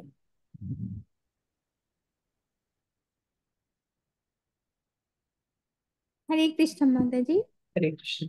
ఓ మహాబాహుడవైన అర్జున, వేదాంతం అనుసరించి సర్వకర్మలు సిద్ధించుటకు 5 కారణములు కలవు. వానిని ఇప్పుడు నా నుండి వినుము. హరే కృష్ణ. సో ఏం చెప్తున్నారంటే వేదాంతాన్ని బేస్ చేసుకొని దాన్ని ఆధారం చేసుకొని ప్రతి కర్మకి, సర్వ కర్మలను సిద్ధించడము, ప్రతి పనికి కూడా 5 కారణాలు ఉంటాయి. ఆ 5 కారణాలు ఏంటి అనేది మనం తెలుసుకుందామని కృష్ణ. ఓకే, ఏంటా కారణాలు అనేది చూద్దాం. 18.14 ఏమంటున్నారు చదవండి. హరే కృష్ణ మాతాజీ. కార్యస్థానం అంటే దేహము, కర్త, వివేంద్రియములు, వివిధములైన యత్నములు, చివరికి పరమాత్ముడు అను నవి కార్యమునందలి 5 అంశములై ఉన్నవి. సో ప్రతి పనిలో కూడా మనకి ఏముంటుంది అంటే ఈ 5 అంశాలు ఉంటాయి. ఏంటి అంటే కార్యస్థానము. సో ఎక్కడైతే మనం కార్యం జరుగుతున్నామో, ఇక్కడ మనకి దేహం అని కూడా చెప్పారు, కార్యం ఎక్కడైతే జరుగుతుందో అది కూడా కార్యస్థానము. అండ్ కర్త అంటే ఎవరైతే ఆ పని చేస్తున్నారో ఆయన. అండ్ వివిధ ఇంద్రియములు. సో దేని ద్వారా పనిచేస్తాము? ఇంద్రియాల ద్వారా పనిచేస్తాము కాబట్టి ఆ వివిధ ఇంద్రియాలు అండ్ వివిధములైన యత్నములు. సో ఆ పని చేయడానికి మనం కొన్ని ప్రయత్నం చేస్తాం కదా, ఎండివర్స్ అంటారు. ఆ యత్నాలు ఏవైతే ఉంటాయో అవి కూడా కారణమవుతాయి. అండ్ చివరికి ఇంకెవరు కారణమవుతాడు అంటున్నారు? పరమాత్మ కూడా కార్యమునంతది, అంటే పరమాత్మ కూడా ఒక కారణమవుతారనమాట మన కార్యంలో. సో జనరల్ గా ఇప్పుడు మనకి ఒక ఎగ్జాంపుల్ తీసుకున్నట్లయితే క్రికెట్ ఎగ్జాంపుల్ చెప్తారు. ఇప్పుడు క్రికెట్ లో ఒక బ్యాట్స్మెన్ బ్యాట్ కొట్టాలి అంటే, మన బాల్ ని హిట్ చేయాలి అంటే అక్కడ పిచ్ అనేది ఉంటుంది, రైట్? అంటే ఎక్కడైతే మనకు ఆట జరుగుతుందో పిచ్ అనేది ఉంటుంది. సో అదేంటి అంటే మనకు అక్కడ కార్యస్థానము. సో ఎక్కడైతే ఆట జరుగుతుందో కార్యస్థానం, అది ఒక కారణం ఉంటుంది. అండ్ కర్త, ఎవరైతే బ్యాట్స్మెన్ అది కొట్టేవాడు ఉంటారో ఆయన కర్త. అండ్ వివిధ ఇంద్రియములు, ఆ కొట్టేవాడికి చేతులనే ఉండాలా లేదా బాల్ కొట్టాలి అంటే బ్యాట్ తో? సో అవి వివిధ ఇంద్రియములు అండ్ వివిధములైన యత్నములు. సో ఇప్పుడు ఎవరైనా కొట్టేయగలరా బాల్ ని? కాదు కదా. ఎవరైతే ప్రాక్టీస్ చేసి ట్రైన్ అయి ఉంటారో ఆయన మాత్రమే కొట్టగలరు కదా ఆ బాల్ ని. సో ఆ ప్రయత్నం ఏదైతే ఉంటుందో అది. అండ్ ఇంకొకరు ఎవరు అంటే పరమాత్మ. సో ఈ 5 మనకి ఒక పనిలో ఫ్యాక్టర్స్ ఉంటాయి అనమాట. సో చాలా సార్లు ఏమనుకుంటాము అంటే ఈ 4 కన్సిడర్ చేస్తాం కానీ పరమాత్మని మనం కన్సిడర్ చేయాలన్నమాట. మనకి నెక్స్ట్ శ్లోకాలో చెప్తారు. సో మనకి ప్రతి పనిలో కూడా ఈ 5 అంశాలు ఉంటాయన్నమాట. ఓకే, అండ్ నెక్స్ట్ శ్లోక. హరే కృష్ణ మాతాజీ. హరే కృష్ణ. చదవండి. శరీరము చేతను, మనస్సు చేతను, వాక్కు చేతను మానవుడు చేయు న్యాయాన్యాయ కర్మలన్నింటినీ ఈ 5 అంశంలే కారణములు. హరే కృష్ణ. హరే కృష్ణ. సో మనం శరీరంతో చేసే పని కానీ, మనస్సుతో చేసే పని కానీ, వాక్కుతో చేసే పని కానీ, ఏ పనైనా అది న్యాయమైన అన్యాయమైన ఎలాంటి కర్మలైనా కానీ, ఎలాంటి కర్మకైనా కానీ ఈ 5 అంశములే కారణములు. సో ఏంటి 5 అంశములు? ఇందాక శ్లోకాలు డిస్కస్ చేసినవి.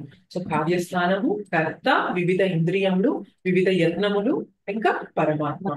సో ఈ 5 కలిపి మనకి ఆ పని యొక్క పని జరగడానికి కారణాలు అవుతాయి అన్నమాట. సో అది ఏ పని అయినా మనం శరీరంతో చేసినా, మనస్సుతో చేసినా, వాక్కుతో చేసినా, మంచి పని చేసినా, చెడు పని చేసినా, ఎట్లాంటి పని చేసినా కూడా ఈ 5 మనకి కారణం అవుతాయి అని చెప్తున్నారు. Okay, next 18.6. హరే కృష్ణ మాతాజీ. హరే కృష్ణ. పరమాత్మ ఎప్పుడు సాక్షిభూతంగానే ఉంటాడని చెప్పి అంటారు కదా. సాక్షిభూతంగానే ఉంటాడు, కానీ మనం చేసే పనులకి ఆయన ఏమి దానికి ఎస్ అని చెప్పడం కానీ, నో అని చెప్పడం కానీ ఉండదు కదా. కారణభూతం ఎలా అవుతారు మరి? కారణభూతం ఎలా అవుతారు అంటే, ఇప్పుడు మనము బ్యాట్స్మెన్ ప్రతిసారి కూడా ఆయన అనుకున్నట్లు కొట్టగలుగుతారు అంటే, పిచ్ బానే ఉంది, ఆయన కరెక్ట్ గా కండిషన్ లోనే ఉన్నాడు, ఆయన చెయ్యి కరెక్ట్ గా, ఇంద్రియాలు కరెక్ట్ గా ఉన్నాయి, అండ్ ఇందాక ఇంకేమనుకున్నాము, ఆయన ప్రాక్టీస్ ఏదైతే చేశారో అది కరెక్ట్ గా చేశారు. కానీ ఎవ్రీ టైం ఆయన ఎఫర్ట్ పెట్టి ఇంత చేసిన ఇవన్నీ కరెక్ట్ గా ఉన్నా కూడా రిజల్ట్ అంతా ఒకేలా వస్తుందా? నో మాతాజీ, మారుతుంది కదా. ఏది అంటే ఆ విల్, ఏదైతే ఫేట్ అంటాం కదా మనము, సో తల రాత అంటాం కదా.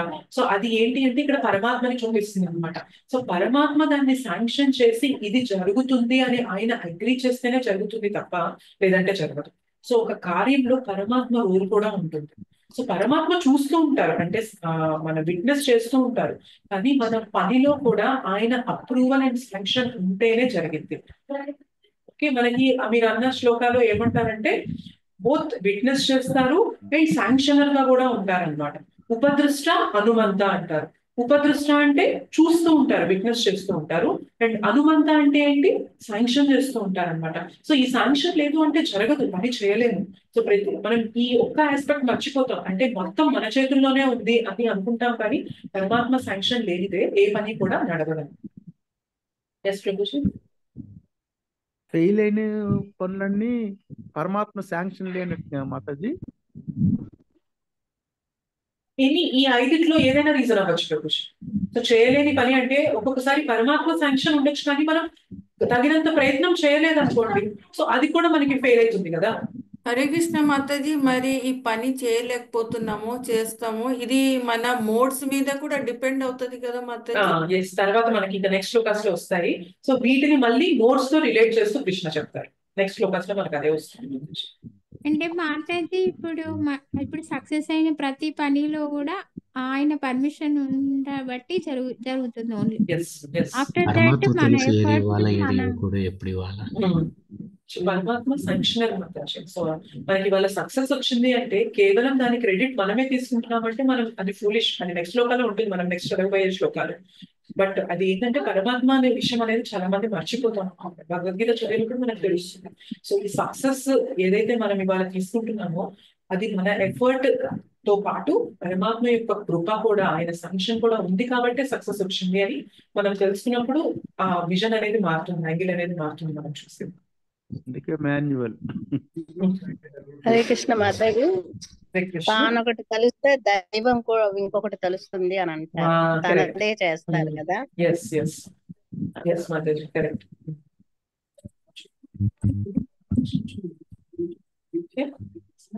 నెక్స్ట్ 18.16 చదవండి. చదవన మాతాజీ. కనుక ఈ 5 అంశములను పరిశీలింపక తననే కర్తగా భావించేవాడు నిక్కముగా బుద్ధిహీనుడు. అట్టి మూఢుడు విషయములను యథార్థ దృష్టితో గాంచలేడు.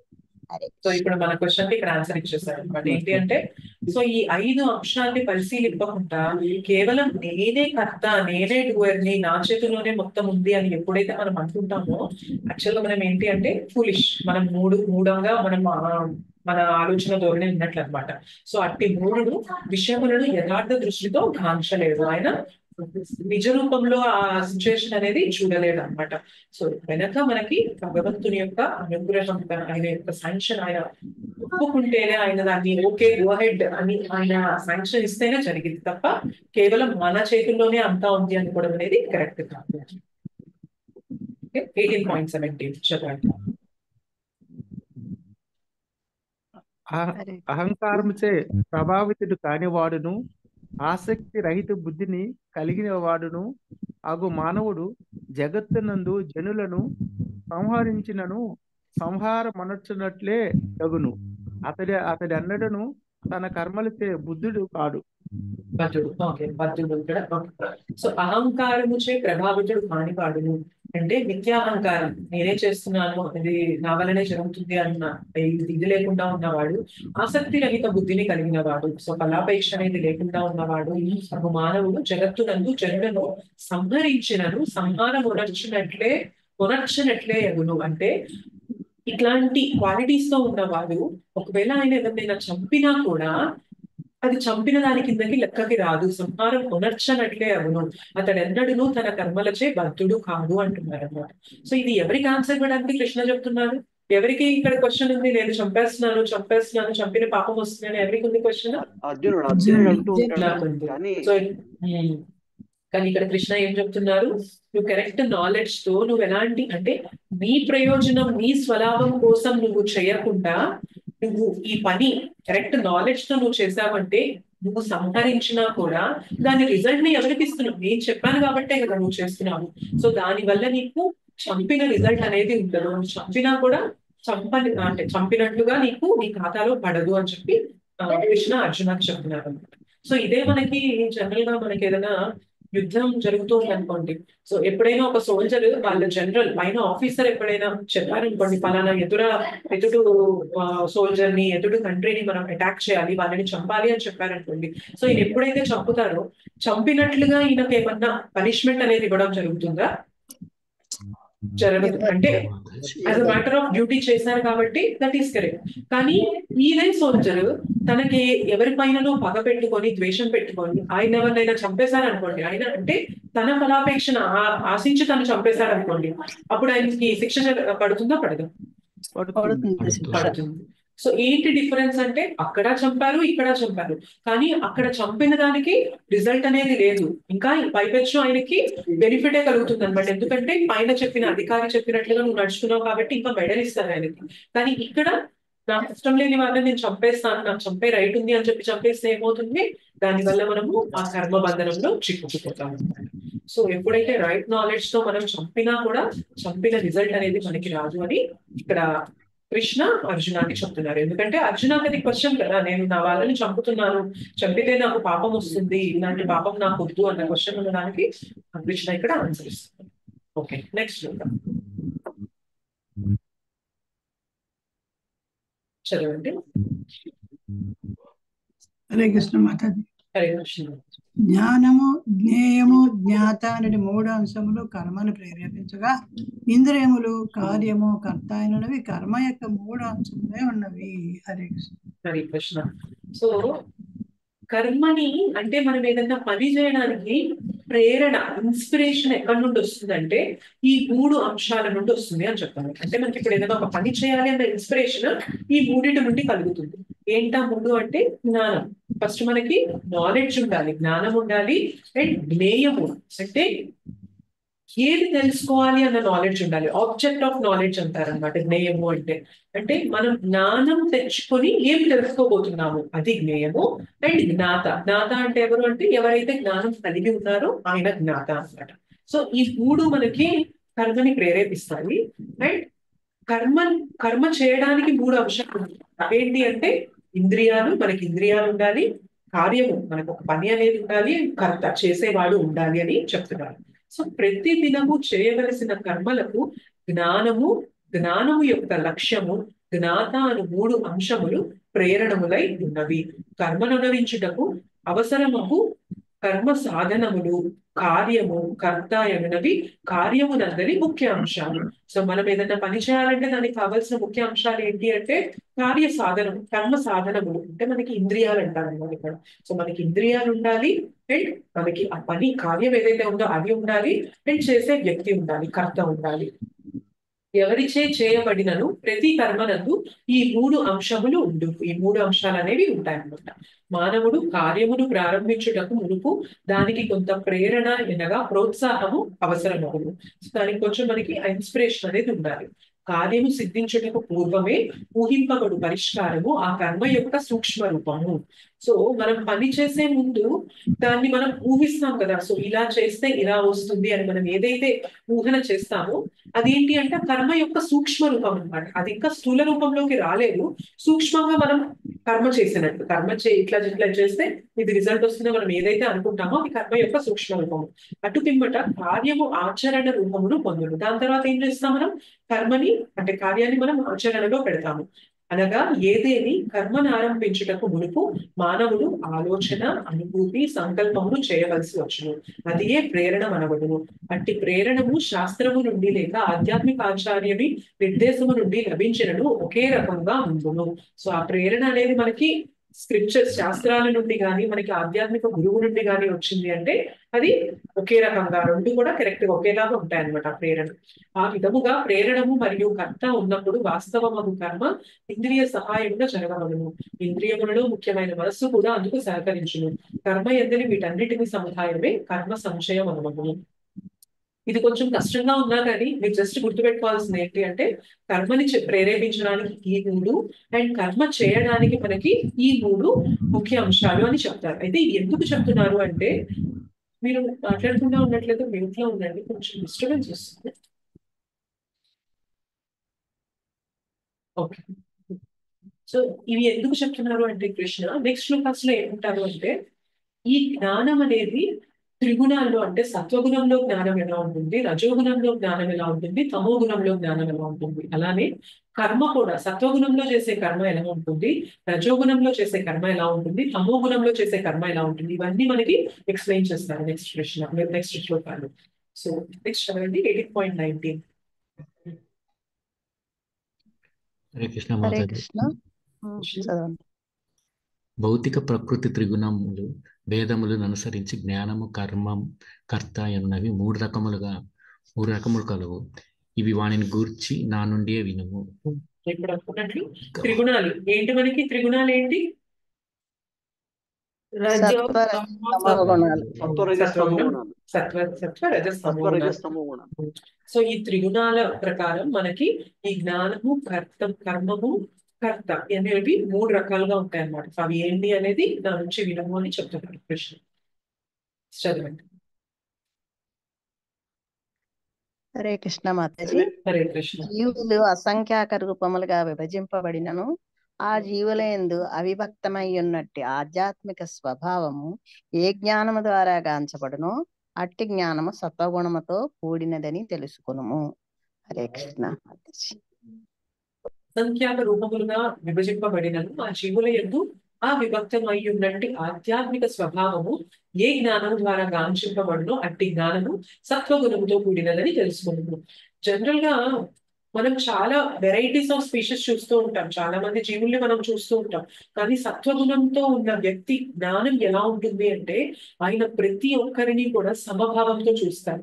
ఎందుకు చూస్తారు అంటే ఆయన చూసేది ఏంటి అంటే లోపల ఉన్న జీవుడు. సో జీవుడు అందరిలో సమానమా కాదా? ఒక కుక్కలో ఉన్న జీవుడు ఒక మనిషిలో ఉన్న జీవుడు వేరుగా ఉంటుందా? లేదు, సమానం. లేదు. సో ఏదైతే క్వాలిటీ ఏదైతే ఉంటుందో జీవుడికి అది కామన్ గా ఉంటుంది.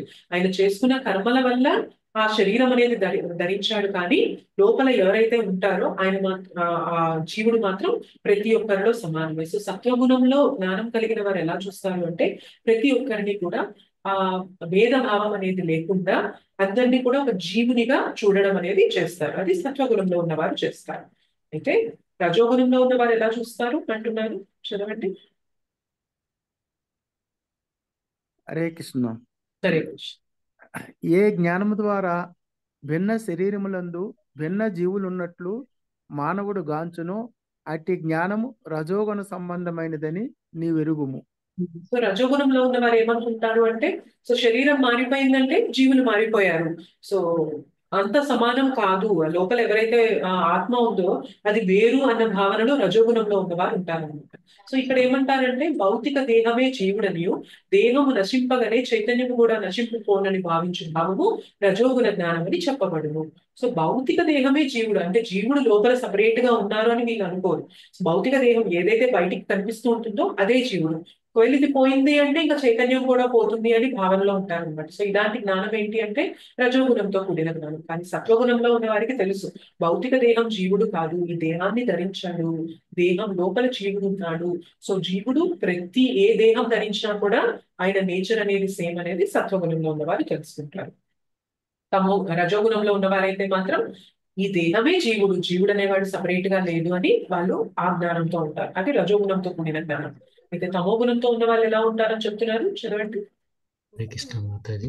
ఈ జ్ఞానం ద్వారా మానవుడు అల్పమైనట్టి ఒక కార్యమునందు కారణము మరియు సత్యావగాహనము లేకుండా అదియే సర్వస్వమనడి భావనలో ఆసక్తుడగును అట్టి జ్ఞానమును తపోగుణమునకు సంబంధించినదని చెప్పబడును. హరే కృష్ణ. హరే కృష్ణ.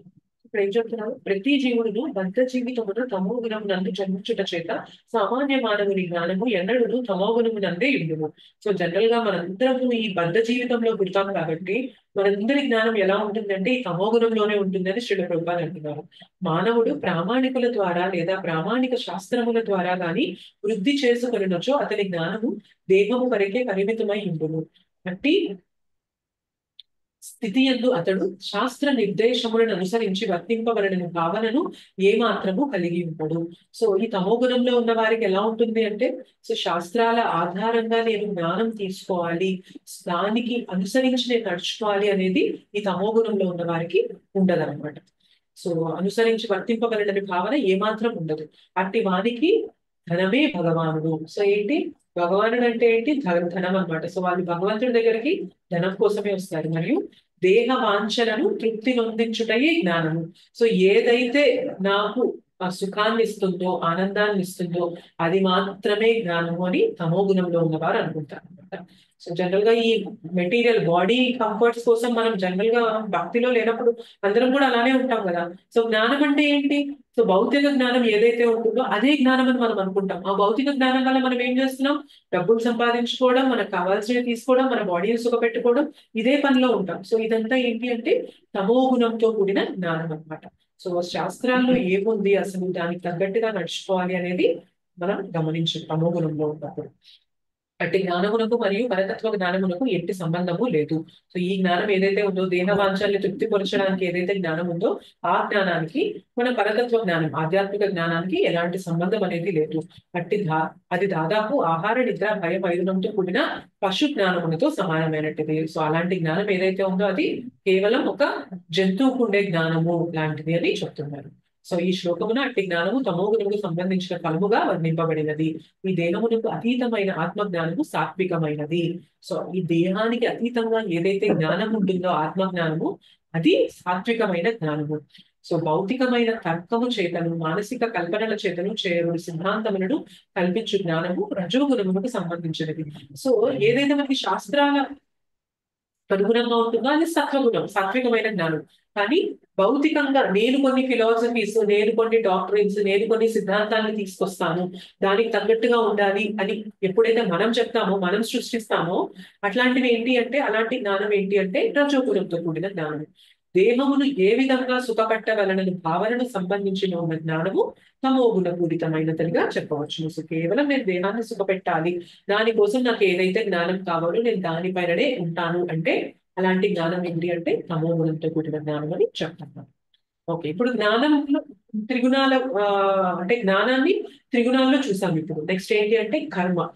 సో సత్వగుణంలో చేసే కర్మ ఎలా ఉంటుంది, రజోగుణంలో అండ్ తమోగుణంలో చేసే కర్మ ఎలా ఉంటుంది అనేది చూద్దాం. చదవండి.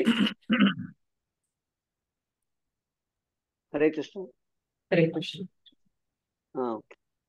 క్రమబద్ధమైనది ఆసక్తి లేకుండగను రాగద్వేష రహితముగను ఫలాపేక్ష రహితముగను చేయబడినది అయినను చేయబడినది అయిన కర్మము సత్వగుణమునకు సంబంధించిందని చెప్పండి.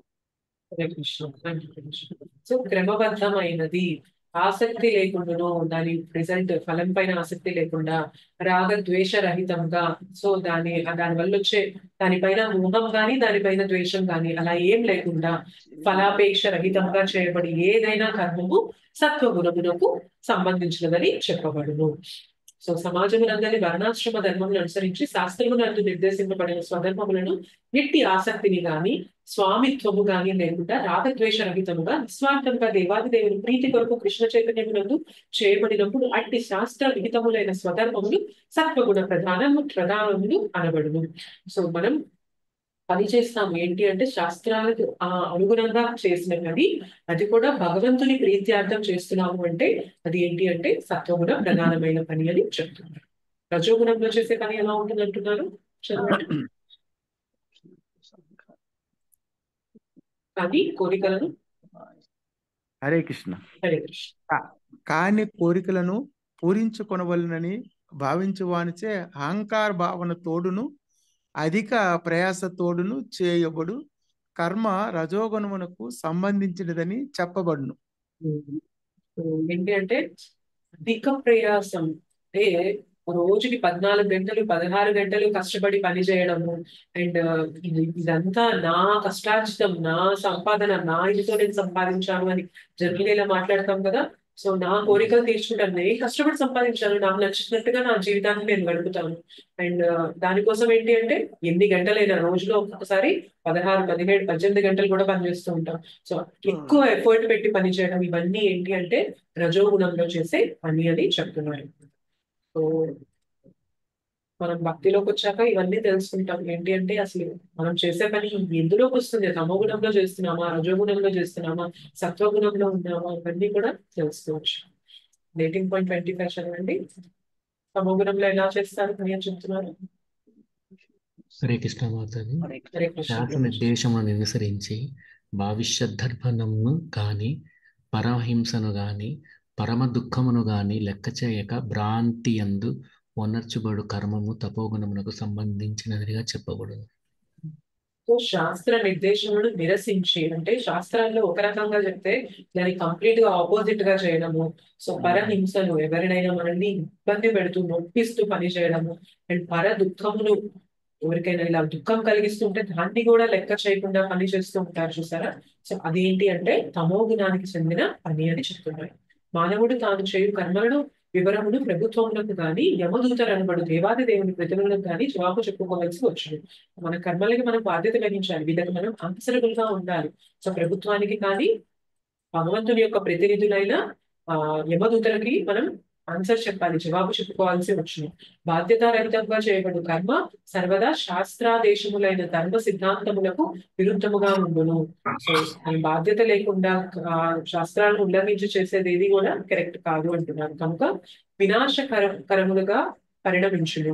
అట్టి బాధ్యతారహితమైన కర్మలు సదా హింసతో కూడి ఇతర జీవులకు హానినే కలిగించును. సో ఇప్పుడు మనం సొసైటీలో చూస్తూ ఉంటాం ఏంటి అంటే వేరే వాళ్ళకి ఇబ్బంది కలిగిస్తున్నా, అది శాస్త్రాలకి అనుగుణంగా లేకపోయినా ఉల్లంఘిస్తున్నా కూడా ఆ పని ఏదైతే చేస్తారో అట్లాంటి పని ఏంటి అంటే అది తమో గుణంతో కూడిన పని. స్వానుభవముపై ఆధారపడి అంటే బాధ్యతారహితమైన కర్మ చేయబడును, మరియు అవి అన్నీ భ్రాంతితో కూడినట్టువే. సో అవన్నీ ఏంటి అంటే వాళ్ళు ఫ్యూజన్ భ్రాంతిలో ఉంటారు కాబట్టి అదే కరెక్ట్, వాళ్ళు చేసేదే కరెక్ట్ అన్న అపోహలో ఉంటారు. భ్రాంతి పూరితమైన ఇంటి కర్మ తమో గుణమునకు సంబంధించినదిగా చెప్పబడును. నెక్స్ట్ 18.26. హరే కృష్ణ మాతాజీ. భౌతిక ప్రకృతి గుణములతో సంబంధము లేకుండా, అహంకారము లేకుండా, జయాపజయములందు మార్పు లేనివాడై దృఢ నిశ్చయముతోడను ఉత్సాహముతోడను స్వధర్మమును నిర్వర్తించు కర్త సాత్వికుడని చెప్పబడును. హరే కృష్ణ మాతాజీ. సో ఇందాక దాకా మనం ఇంతకుముందు 3 శ్లోకాలు ఏం చదివాము అంటే జ్ఞానము సత్వగుణంలో ఉన్న జ్ఞానం, తమోగుణంలో రజోగుణంలో ఉన్న జ్ఞానం ఎలా ఉంటుంది చూసాము. అండ్ ఇందాక శ్లోకాస్లో కర్మ సత్వగుణంలో చేసే కర్మ ఎలా ఉంటుంది, రజోగుణం తమోగుణంలో చేసే కర్మ ఎలా ఉంటుంది. ఇప్పుడు దేనికి వచ్చాము, కర్త. సో సత్వగుణం ఉన్న వారు ఎలా ఉంటారు, రజోగుణం ఉన్నవారు, తమోగుణం ఉన్న వ్యక్తి ఎట్లా ఉంటారు అనేది చెప్తున్నారు. సో భౌతిక ప్రకృతి గుణములతో సంబంధము లేకుండా, సో మనం భౌతికంగా ఉన్న ఈ గుణాలు త్రిగుణాలతో అంత సంబంధం లేకుండా, అహంకారం లేకుండా, నేనే చేస్తున్నాను ఇదంతా నాదే అన్న భావన లేకుండా, జయాపజయాలేందు మార్పు లేని వాడే. సో అది డ్యువాలిటీస్ ని మనం అనుకున్నాం కదా. సో ఈ ద్వంద్వాలకి చెలించకుండా, దానికి ఇంపాక్ట్ చెందకుండా దృఢ నిశ్చయంతోనూ, సో ఫర్మ్ డిటర్మినేషన్ ఏంటి అంటే చెయ్యాలి, పని చేయాలి అనుకున్నప్పుడు దానికి దృఢ నిశ్చయంతో పట్టుదలతో చేసేవాడు ఉత్సాహముతోడను స్వధర్మములను నిర్వర్తించుకంత సాత్వికుడని చెప్పవచ్చును. సో ఆయనకి ఎప్పుడు కూడా ఉత్సాహంతో దృఢ నిశ్చయంతో సో ఈ ద్వంద్వాల యొక్క ప్రభావం లేకుండా తన పని తను నిర్వర్తిస్తూ ఉండేవాడు ఎవరు అంటే సాత్వికుడని చెప్పబడును. అలానే మరి రజోగుణంలో చేసే వ్యక్తి ఎలా ఉంటారు అంటున్నారు? చదివండి. హరే కృష్ణ మాతాజీ. హరే కృష్ణ. కర్మఫలములను అనుభవింపక గోరుచు కర్మము మరియు కర్మ ఫలముల ఎడ ఆసక్తుడై ఉండువాడును, లోభియను, అసూయపరుడును, సూచిరహితుడును, సుఖదుఖములచే చెలించని వాడుగు సుఖదుఖములచే చెలించువాడును అగు కర్త రజోగుణముతో కూడిన వాడుగా చెప్పబడును. ఇక్కడ ఏమంటున్నారు? కర్మ ఫలములపై నేను ఆసక్తి కలిగిన వాడు, అనుభవించాలి నేను వాటిని అన్న ఆసక్తి కలిగిన వాడు, నేను ఆసక్తిగా అనుభవించకూడదు. కర్మ మరియు కర్మ ఫలముల ఎడ ఆసక్తి ఉన్నవాడును. లోభి అంటే ఈ గ్రీడ్ ఏదైతే ఉంటుందో, అంతా నాకే కావాలి అన్న లోభత్వం ఏదైతే ఉంటుందో ఆ లోభి గుణం కలిగిన వాడును. అసూయపరుడు, ఇంకొకళ్ళు వృద్ధి చెందుతున్నారు, ఇంకొకళ్ళు ఎదుగుతున్నారు అంటే ఓర్చుకోలేని వాడు. అండ్ శుచిరహితుడు, అంత క్లీన్లీనెస్ అనేది, శుచి అనేది లేనివాడు. సుఖ దుఃఖములచే చెలించువాడును.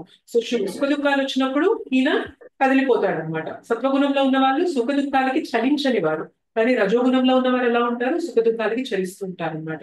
సో ఇట్లాంటి వ్యక్తి ఎవరు అంటే రజోగుణంతో ఉన్న వ్యక్తికి ఇట్లాంటి లక్షణాలు ఉంటాయి అని చెప్తున్నారు. మరి తమోగుణంలో ఉన్నవారు ఎలా ఉంటారంటున్నారు? హరే కృష్ణ. హరే కృష్ణ. శాస్త్ర నిర్దేశములకు విరుద్ధముగా కర్మ నొనరించువాడును, భౌతిక ఆసక్తుడును, మొండివాడును, వంచకుడును, ఇతరులను అవమానించుట యందు నేర్పరియును, సోమరతనమును, సదా చింతితుడును, వృధా కాల వ్యయమును చేయువాడును, సదా తమోగుణమునందున్న కర్త అని చెప్పబడును. శాస్త్రాలకు అనుగుణంగా నడుచుకోడు, అండ్ భౌతికంగా ఆసక్తి కలిగిన వాడు, మొండి వాడు, చెప్పిన మాట వినరు, అండ్ వంచకుడు, మోసం చేసే వాళ్ళు, ఇతరులను అవమానించుట వాళ్ళు, సోమరితనం ఉన్న వాళ్ళు, కాలాన్ని వృధా చేసే వాళ్ళు. సో ఇట్లాంటి లక్షణాలు ఎవరికైతే ఉంటాయో ఇదంతా కూడా ఎవరి లక్షణాలని చెప్తున్నారు? తమోగుణంతో ఉన్న వారి యొక్క పని ఇట్లా ఉంటుంది అని చెప్తున్నారు. అండ్ నెక్స్ట్ ఏమంటున్నారు? ఓ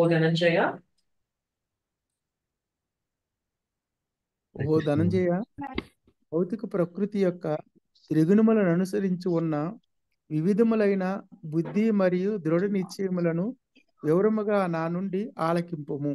ఇప్పుడు ఏం చెప్తున్నారు? మళ్ళీ బుద్ధి, త్రిగుణాలతో కూడిన బుద్ధి ఎలా ఉంటుంది? సో సత్వగుణంలో ఉన్న వారి బుద్ధి ఎలా ఉంటుంది, రజోగుణం తమోగుణంలో ఉన్న వారి బుద్ధి ఎలా ఉంటుంది అని నెక్స్ట్ 3 శ్లోకాస్ లో. ఆ తర్వాత సత్వ రజ తమో గుణాల్లో ఉన్నటువంటి వారి దృఢ నిశ్చయం ఎలా ఉంటుంది అని కూడా మనకి చెప్తున్నారు ప్రశ్న. సో ఏమంటున్నారు? చదవండి. హరే కృష్ణ మాతాజీ. దండవత్రణ. హరే కృష్ణ. ఓ పార్థ, ఏ బుద్ధి ద్వారా మానవుడు ఏది చేయదగినదో ఏది చేయరానిదో, దేనికి భయపడవలెనో దేనికి భయం నొందరాదో, ఏది బంధమును కలిగించునో ఏది ముక్తిదాయకమో తెలుసుకొనగలుగునో అట్టి బుద్ధి సత్వగుణ ప్రధానమైనది. హరే కృష్ణ మాతాజీ. Thank you. హరే కృష్ణ. సత్వగుణంలో ఉన్న వారి బుద్ధి ఎలా ఉంటుంది? ఏది కరెక్ట్, ఏది రాంగ్, అసలు ఏది చేయాలి, ఏది చేయకూడదని తెలిసిన వాడు. దేనికి భయపడగలడు, దేనికి భయం నొందరాదు. దేనికి భయపడాలి, దేనికి భయపడకూడదు, అది కూడా క్లారిటీ ఉన్నవాళ్ళు. ఏది బంధనం కలిగించునో ఏది ముక్తిదాయకమో తెలుసుకుని కోరినవాడు సత్వగుణ ప్రధానమైన వాడు. సో ఏంటి అంటే జనరల్ గా లైఫ్ లో క్లారిటీ ఉన్న వాళ్ళు, ఇది కూడా వేదాలను అనుసరించి నేను ఫలానా పని చేయాలి, ఫలాది వేదాలకి విరుద్ధంగా ఉంది, నేను ఇది చేయకూడదు, సో ఫలానా దానికి నేను భయపడాలి, సో ఫలానా దానికి భయం నొందరాదు. సో ఏంటి అంటే సత్వగుణంలో ఉన్నవారు మాయకి భయపడతారనమాట. ఎందుకంటే మాయ చాలా గట్టిది. సో భగవంతుని యొక్క శక్తి ఖచ్చితంగా మనం మాయకి భయపడి ఉండాలి. సో దేనికి భయపడాలి, దేనికి భయపడకూడదు, ఏది మనల్ని బంధిస్తుంది, ఏది మనల్ని ముక్తి కలిగిస్తుంది, ఇదంతా కూడా క్లారిటీ ఉన్నవారు సత్వగుణంలో ఉన్నవారు. సో మన కామ్యకర్మలు మనల్ని బంధించేస్తాయి. అదే మనం భగవంతుని కోసం పని చేస్తూ ఉన్నాం అనుకోండి, సో ఆ పని ఏమవుతుంది, మనకి ముక్తిదాయకం అయిపోతుంది. సో అలాంటి క్లారిటీ ఉన్న వాళ్ళు ఎవరు అంటే సత్వగుణంలో ఉంటారు. మరి రజోగుణంలో ఉన్న వారు ఎలా ఉంటారు, వారి బుద్ధి ఎలా ఉంటుంది? చదువు. హరే కృష్ణ. ఓ హరే పార్థ, కృష్ణ. ధర్మములకు నడుమ గల భేదములు గాని, చేయదగిన కార్యము మరియు చేయదగని కార్యములకు నడుమ గల భేదములు గాని తెలుసుకొనజాలని బుద్ధి రజోగుణ ప్రధానం. సో రజోగుణంలో ఉన్న వారికి ఏంటంటే ఏది ధర్మము ఏది అధర్మము అనేది డిఫరెన్స్ తెలియదు, ఏది చేయాలి ఏది చేయకూడదు అనేది డిఫరెన్స్ తెలియదు అనమాట. సో ఇట్లాంటి స్టేట్ లో ఉన్న వారు ఏంటి అంటే, వారి బుద్ధి ఏంటి అంటే రజోగుణం ప్రధానమైన బుద్ధి అని చెప్తున్నారు. మరి తమో గుణంలో ఉన్న వారి బుద్ధి ఎలా ఉంటుంది అంటున్నారు?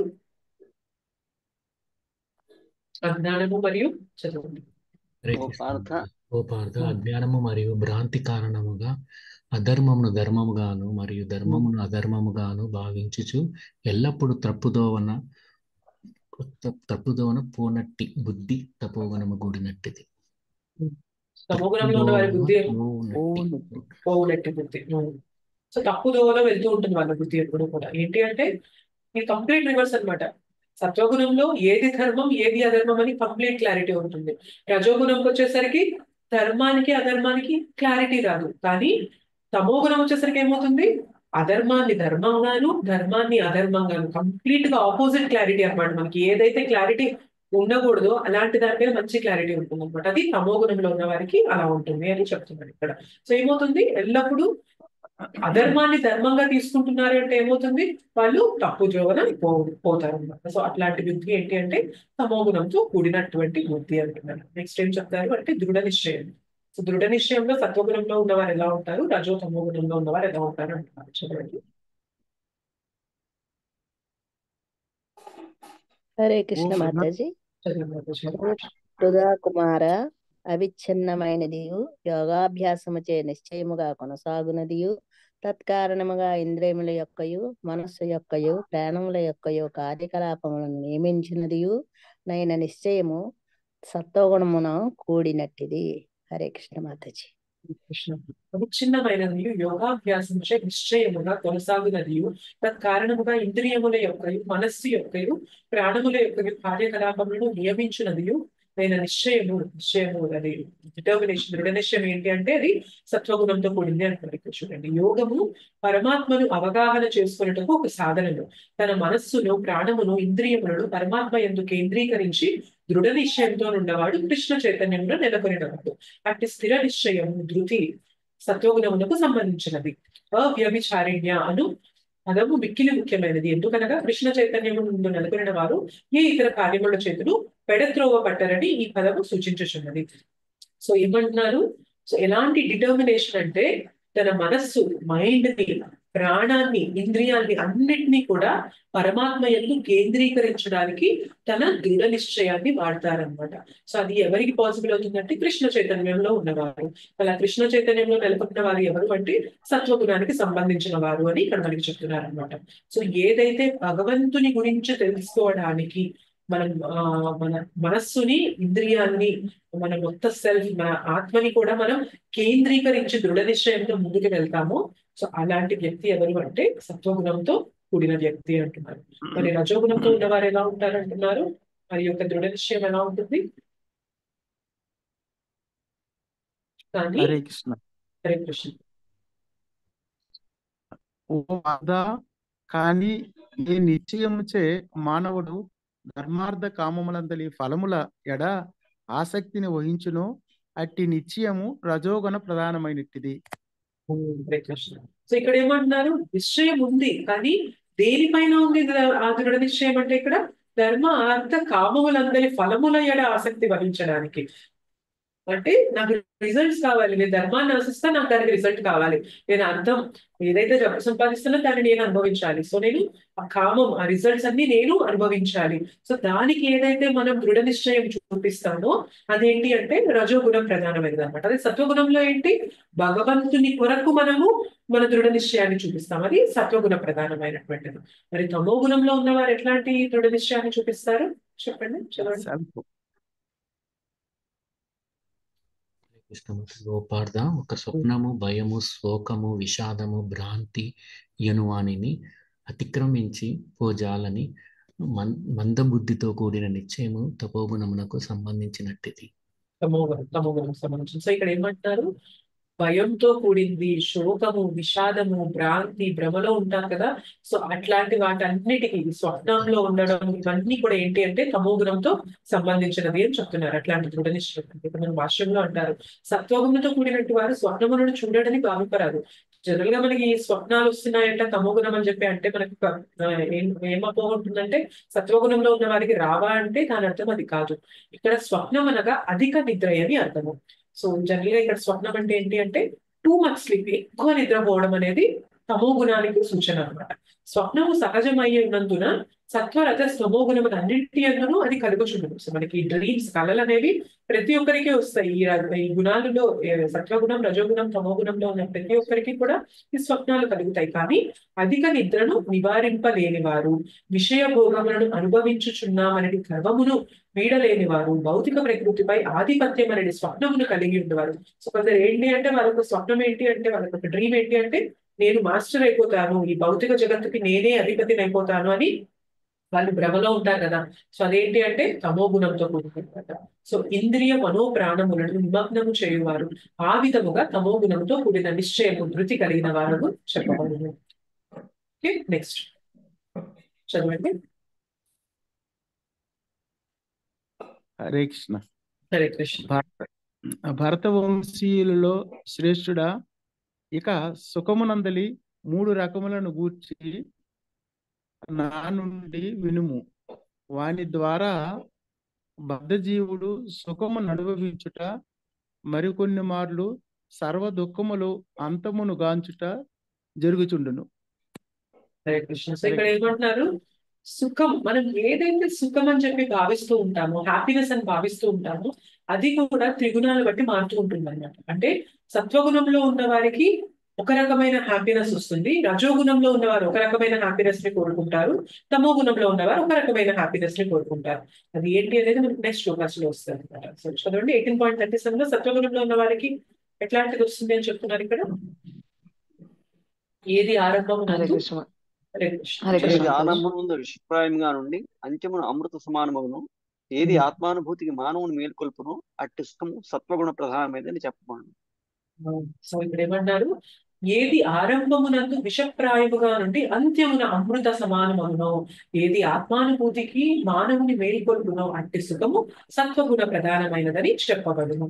దీన్ని మనం జనరల్ గా టిపికల్ ఎగ్జాంపుల్ తీసుకున్నట్లయితే, మార్నింగ్ మనకి అలారం 4:00కి 4:30కి అలారం పెట్టుకున్నప్పుడు లేవడం అనేది సుఖంగా ఉంటుందా, నచ్చుతుందా? ఆ టైంలో కష్టంగానే ఉంటుంది, కష్టంగా ఉంటుంది, చాలా కష్టంగా ఉంటుంది. ఎలా ఉంటుందంటే అది మనకి విషం లాగా ఉంటుంది అనమాట. కొంచెం సేపు పడుకుంటే బాగుంటుంది, హాయిగా ఉందని మనకి ఆ టైంలో లేవడం అనేది విషంగా ఉంటుంది. కానీ ఒక్కసారి ఆ స్టేజ్ ని దాటి మనం లేచి మనం అనుకున్న పనులు అనేవి సాధించిన తర్వాత ఫైనల్ గా మనకి హ్యాపీనెస్ కలుగుతుందా, కలగదా? కలుగుతుంది. అంటే ఇనీషియల్ గా మనకి విషంలా అనిపించింది, తర్వాత అది మనకి అమృతంలా మారుతుంది. సత్వగుణంలో పని ఇలా ఉంటుంది, సత్వగుణంలో వచ్చే ఆనందం అనేది ఇలా ఉంటుంది అనమాట. సో సత్వగుణంలో చేసే ప్రతి పనిలో కూడా ఆనందం అనేది మొదట మనకి చాలా కష్టంగా ఉంటుంది. ఇప్పుడు మనకి 16 మాలలు జపం చేయడం అనేది ఈజీగా ఉంటుందా? చాలా కష్టంగా ఉంటుంది, అవునా కదా? మన మైండ్ ని కంట్రోల్ చేయాలి, లేదంటే మైండ్ ఎటెటో తిరుగుతూ ఉంటుంది, మైండ్ ని తీసుకురావాలి. సో ఇది మనకు కష్టంగానే ఉంటుంది.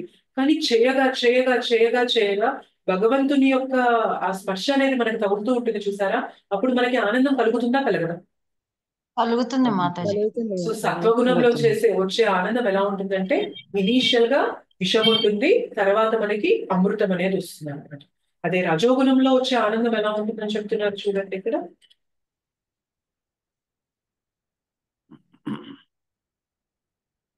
సరే. ఇంద్రియములు ఇంద్రియార్థములతో హరే కృష్ణ మాతాజీ.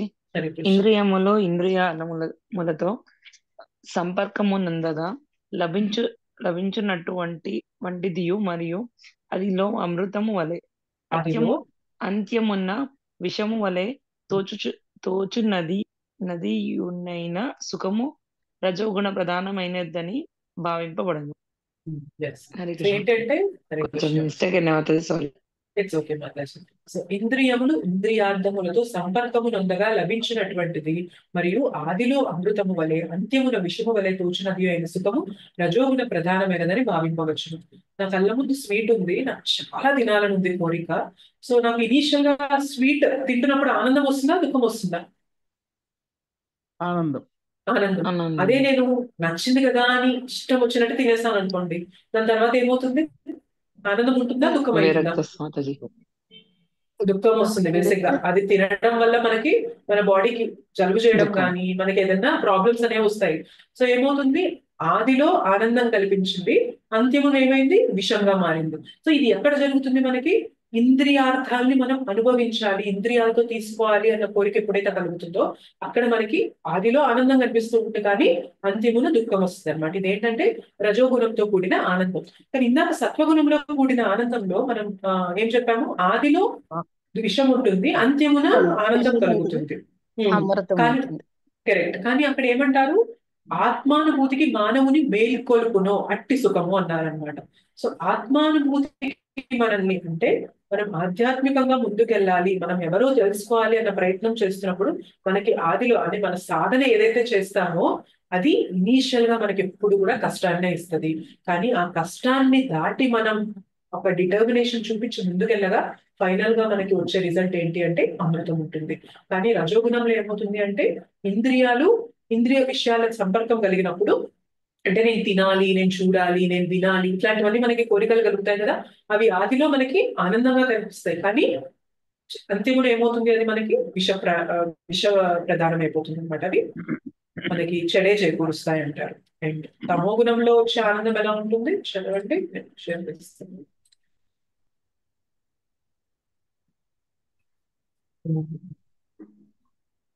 హరే కృష్ణ మాతాజీ. హరే కృష్ణ. ఆత్మానుభూతికి విఖము అయినది అది విఖమైనది ఆది నుండి అత్యంతము వరకు మోహ కారణమైనది. నిద్ర వలనను సోమరితనము వలను మోహము వలను ఉద్యమించినదైనని సుఖమును తపోగుణ ప్రధానమైనదిగా చెప్పబడదు. ఏమంటున్నారు? అసలు ఆత్మానుభూతికే విముఖమైనది అంటే ఆత్మానుభూతికి కలిగించేది ఏది కానిదనమాట. అండ్ ఆది నుండి అంత్యము వరకు కూడా మోహంతో నిండిపోయింది. నిద్రతోనూ సోమరితనంతోనూ మోహంతోనూ ఉండేది ఏమవుతుంది అంటే తమోగుణ ప్రధానమైన సుఖం అనమాట. అంటే వీళ్ళకి ఆదిలోనూ సుఖం ఉండదు, అంత్యములోనూ సుఖం ఉండదు అనమాట. సో మనకి రజోగుణంలో కనీసం ఆదిలో సుఖం కనిపిస్తుంది, కానీ తమోగుణంలో ఉన్న వారికి ఏంటి అంటే చేసేటప్పుడు అంటే మొదలు పెట్టినప్పుడు సుఖం ఉండదు, అది జరిగాక కంప్లీట్ అయ్యాక కూడా మనకి ఆనందం అనేది ఉండదు అనమాట.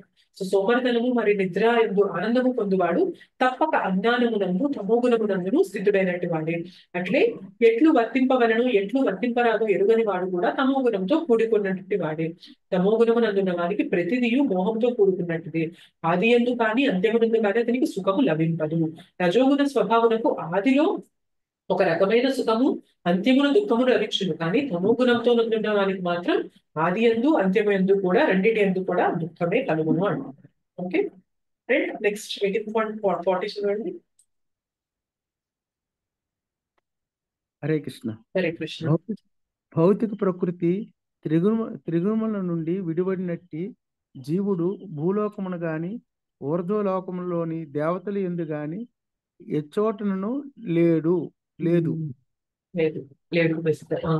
సో త్రిగుణాల యొక్క ప్రభావం లేకుండా జీవుడు భూలోకంలో కానీ ఊర్ధ్వలోకాలు అంటే దేవి దేవతలు ఉండే లోకాల్లో కూడా లేదు అంటున్నారు అనమాట. అంటే విశ్వమంతయు కూడా ప్రకృతి త్రిగుణాలతో దాని యొక్క ప్రభావంతో నిండిపోయింది అని కృష్ణ చెప్తున్నారు. సో ఈ త్రిగుణాలు అనేవి కేవలం ఇక్కడ మనం ఉన్న ప్లేస్ లో మాత్రమే కాదు, ఊర్ధ్వ లోకాలకి వెళ్ళినా కూడా ఈ త్రిగుణాల యొక్క ప్రభావం అనేది ఉంటుంది. త్రిగుణాల యొక్క ప్రభావం లేకుండా ఉండే ప్లేస్ ఏదన్నా ఉంది అంటే అదేంటి? గోలోకం. గోలోకం. సో ఆధ్యాత్మిక జగత్ ఏదైతే ఉంటుందో అక్కడ మాత్రమే త్రిగుణాల యొక్క ప్రభావం అనేది ఉండదు. ఓకే, సో ఇప్పుడు 18.41 లో ఏమంటున్నారు? ఓ పరంతప ఓ పరంతప ప్రకృతి త్రిగుణములచే కలిగిన గుణ స్వభావముల ననుసరించి బ్రాహ్మణుల, క్షత్రియుల, వైశ్యుల, శూద్రుల విభజింపబడుదురు. మన త్రిగుణాలు, హరే కృష్ణ. సో మనకున్న గుణ స్వభావములు త్రిగుణాలు వల్ల మనకు కలిగిన గుణము స్వభావాలను బట్టి మనకి ఈ చాతుర్వర్ణ్యాలు అనేవి కలిగాయి. ఏంటి చాతుర్వర్ణ్యాలు? బ్రాహ్మణులు, క్షత్రియులు, వైశ్యులు, శూద్రులు అని విభజించారు. మనకి 4th చాప్టర్ లో 13th శ్లోకాలో వస్తుంది ఏంటంటే చాతుర్వర్ణ్యం మయా సృష్టం గుణ కర్మ విభాగశః. సో ఎలా డివైడ్ చేశారు కృష్ణ ఈ వర్ణాలని అంటే గుణాల్ని కర్మల్ని బట్టి మనకి విభజన అనేది జరిగింది. అంతేగాని మన జన్మని బట్టి ఈ విభజన జరిగింది అని కృష్ణ చెప్తున్నారా? లేదు. లేదు. సో అంటే మనం ఒక బ్రాహ్మణ కుటుంబంలో పుట్టచ్చు, కానీ మన గుణము మన కర్మ అనేది ఒక శూద్రునిగా ఉంటే సో ఆయన ఎవరిని మనం పరిగణించాలి? బ్రాహ్మణుడిగా పరిగణించాలా, శూద్రునిగా పరిగణించాలా? శూద్రుడిగా. అలానే ఒక శూద్ర ఫ్యామిలీలో పుట్టినా కూడా ఆయన గుణ కర్మ అనేది బ్రాహ్మణుడికి సంబంధించిన గుణాలు కర్మలు చేస్తున్నారు అంటే ఆయన బ్రాహ్మణుడిగానే మనం పరిగణించాలి. సో మన త్రిగుణాల యొక్క మన గుణాలు అండ్ కర్మల్ని బట్టి ఈ 4 వర్ణాలు అనేవి వచ్చాయి. నెక్స్ట్ శ్లోకాలో ఏం చెప్తారు 18.42 లో అంటే బ్రాహ్మణుడి యొక్క గుణాలు ఏంటి అని చెప్తారు. మన గుణాలను బట్టి ఉన్నాయని చెప్పాం కదా ఈ బ్రాహ్మణ, క్షత్రియ, వైశ్య, శూద్ర. మరి ఆ గుణాలు ఏంటో కూడా తెలుసుకోవాలి కదా. మనకి 18.42 లో ఆ గుణాలు అనేవి చెప్తారు. సో మనం కంటిన్యూ చేద్దామా? 18.42 మనం శ్లోకం చదివి తెలుసుకోవాలి. కంటిన్యూ చేద్దామా లేదు నెక్స్ట్ క్లాస్ లో చూద్దామా? బికాస్ 9:30 అవుతుంది. నెక్స్ట్ క్లాస్ లో చూద్దాం Mataji. Sure Prabhuji. Okay, fine. So రేపు తర్వాత మాతాజీ దీంట్లో ఇప్పుడు ముందు శ్లోకంలో జన్మతః తమో గుణంలో ఉంటారని చెప్పొచ్చు. అంటే ఫస్ట్ జన్మని యాక్చువల్గా జన్మలో తమో గుణంలో ఉంటాం, తర్వాత మనం శుద్ధపరుచుకుని ఆ విధంగా అవుతుంది, అంతే కదా? కరెక్ట్. ముందు శ్లోకంలో కూడా ఒక చోట చెప్పారు. సో ఏంటి అంటే ఇప్పుడు మనకున్న గుణాలని బట్టి ఆ గుణాలు మనకు కలిగి ఉన్నాయంటే మనం ఆ గుణంలో ఉన్నట్టు. మనం ప్రయత్నం అనేది మార్చి మనం భగవంతుని గురించి తెలుసుకుంటూ ఇప్పుడు భక్తిలోకి మనం అందరం వచ్చినప్పుడు ఒకప్పుడు మనం సత్వగుణంలో ఉన్నట్టు కాదు కదా, కానీ ఎప్పుడైతే సత్వగుణ అడుగులు మనం వేస్తూ ఉంటామో ఏమవుతుంది, మన గుణం అనేది మారుతూ ఉంటుంది. సో శూద్రునిగా ఉన్న మనం కూడా బ్రాహ్మణుడిగా మారచ్చు. ఎలా మారచ్చు అంటే దానికి తగ్గ గుణ కర్మ విభాగాలు అనేవి మనం డెవలప్ చేసుకోగలిగాం అంటే సత్వగుణంలోకి వచ్చేస్తూ ఉన్నాం అనుకోండి, మనము ఏమవుతుంది బ్రాహ్మణ క్వాలిటీస్ మనం పెంచుకున్నట్లు కదా. సో అలా మనము బ్రాహ్మణుడి లక్షణాలుగా తెచ్చుకొని మనం బ్రాహ్మణుడిగా కూడా మారచ్చు. అంటే మన జన్మతః కాదు కాబట్టి మనకున్న గుణ కర్మల్ని బట్టి ఈ వర్ణాలు అనేవి ఉంటాయి. అండ్ ఈ తమో గుణాలు మీరు అన్నట్లు తమో గుణంలో ఉన్నవారు కూడా జన్మతః అనేది అది జన్మతః అంటే తర్వాత మళ్ళీ మారింది అంటే మళ్ళీ మనం సత్వగుణంలోకి పడచ్చు, రజోగుణంలోకి పడచ్చు, లేదు అలానే ఉన్నామంటే తమో గుణంలోనే ఉండొచ్చు. సో మనం అవలంబించుకునే ప్రాక్టీసెస్ ని బట్టి అవి చేంజ్ అవుతూ ఉంటాయి.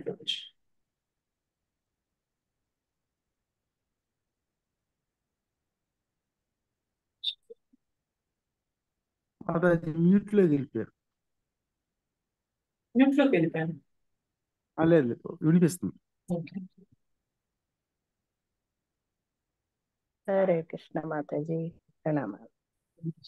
క్లాస్ లో మనం 18.42 చూద్దాము.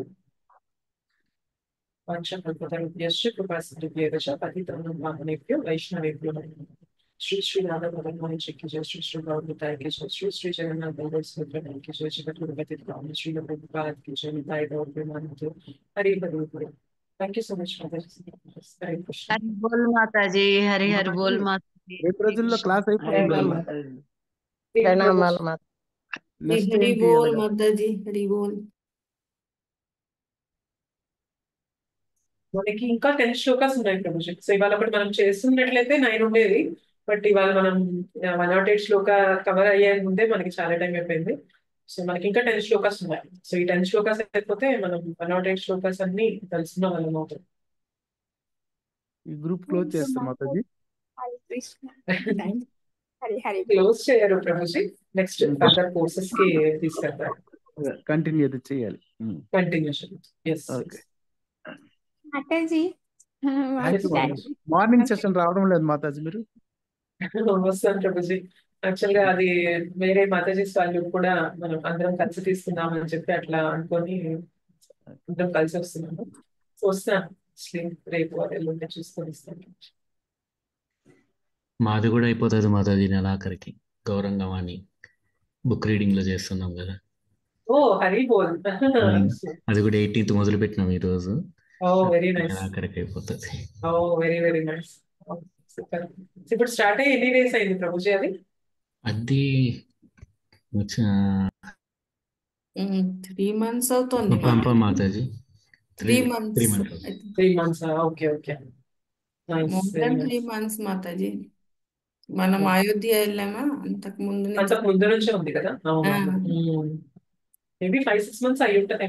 5 months సమ్మర్ లో స్టార్ట్ అయింది మాతాజీ. సమ్మర్ లో స్టార్ట్ అయింది. Okay okay very nice. అలా అయినా కానీ అన్ని శ్లోకాలు ఒకసారి చదివిన ఇది వచ్చేస్తుంది కదా ఛాన్స్. అదే మాత దీంట్లో అన్ని శ్లోకాలు చదువుకుంటూ వస్తున్నాం కాబట్టి వెరీ నైస్. తృప్తిగా ఉంది. అంటే ఈ రెండు ఒకేసారి అయిపోతాయి మాతది. ఇంకా జనవరి 1st నుంచి మళ్ళీ కొత్త ఏదైనా క్లాసులు.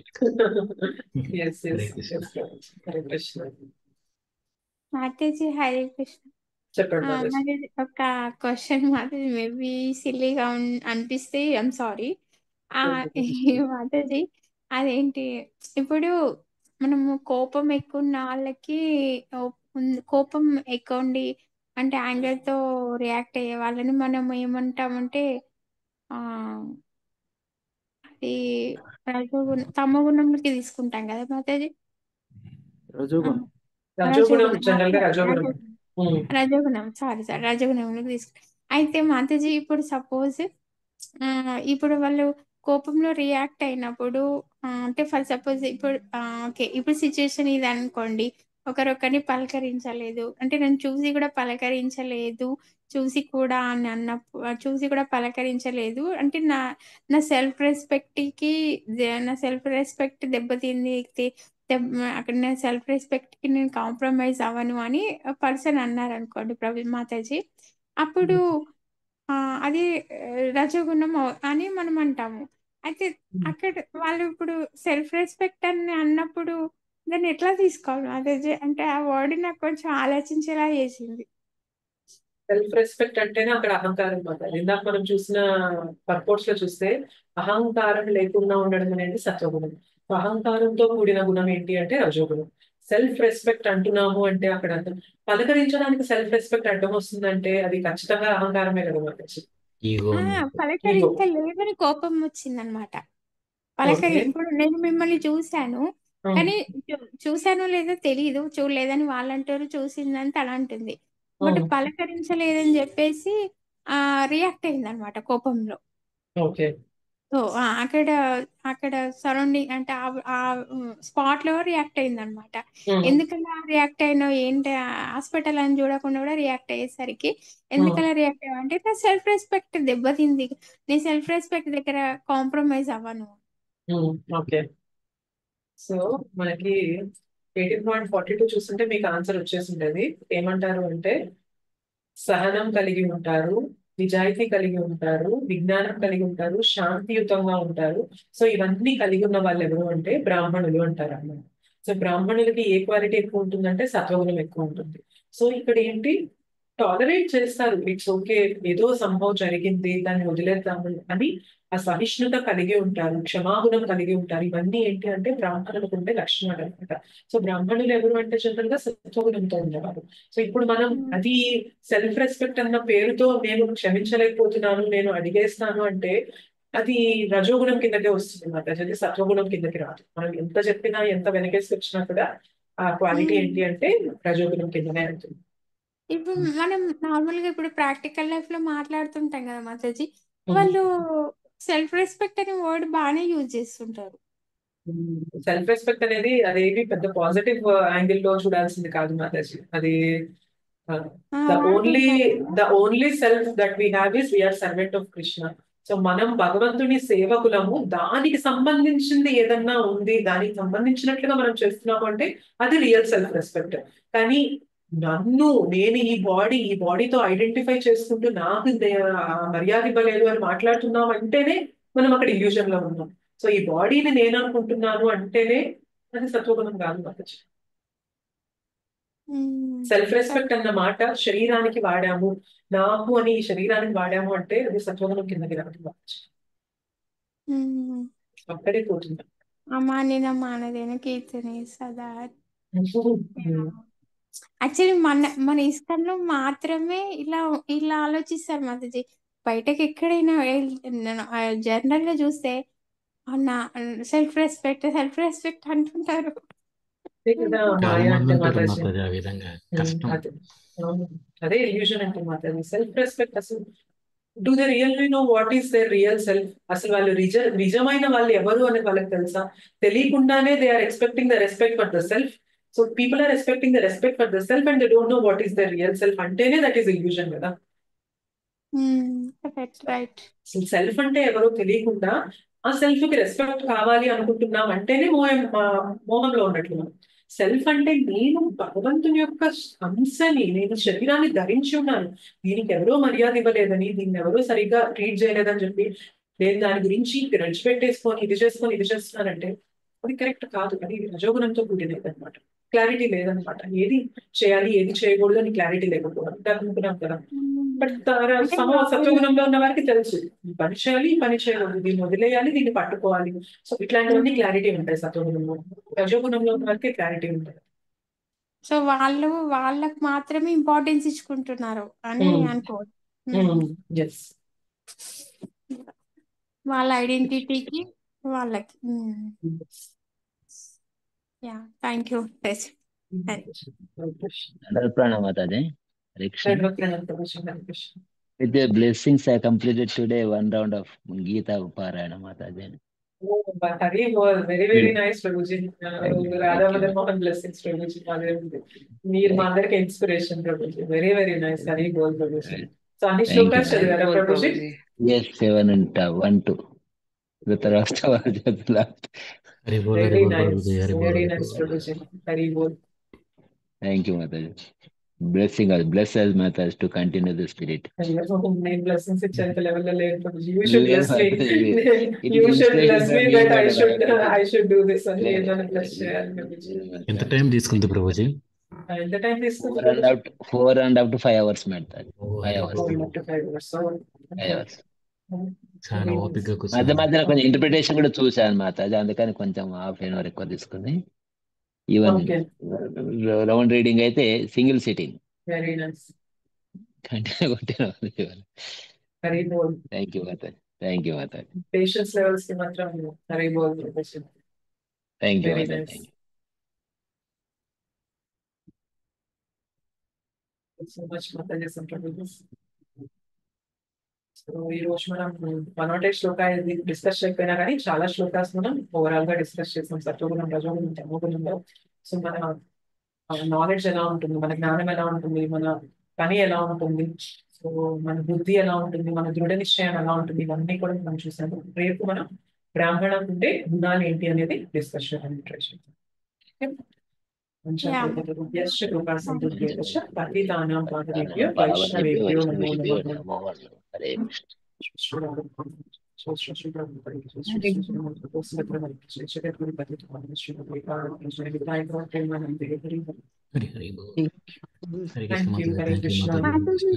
అప్లోడ్ చేస్తారు కదా ఈ రోజు, అంటే యూట్యూబ్ లో. ఈ రోజు రేపు మార్నింగ్ చేస్తాం మాతాజీ. ఇది కొంచెం ప్రాసెస్ అవడానికి టైం పడుతుంది. రేపు మార్నింగ్ చేస్తాం. రేపైనా ఓకే మాతాజీ, నో ప్రాబ్లం. హరే కృష్ణ. హరి బోల్ మాతాజీ. హరి బోల్ మాతాజీ. హరే కృష్ణ. హరే కృష్ణ.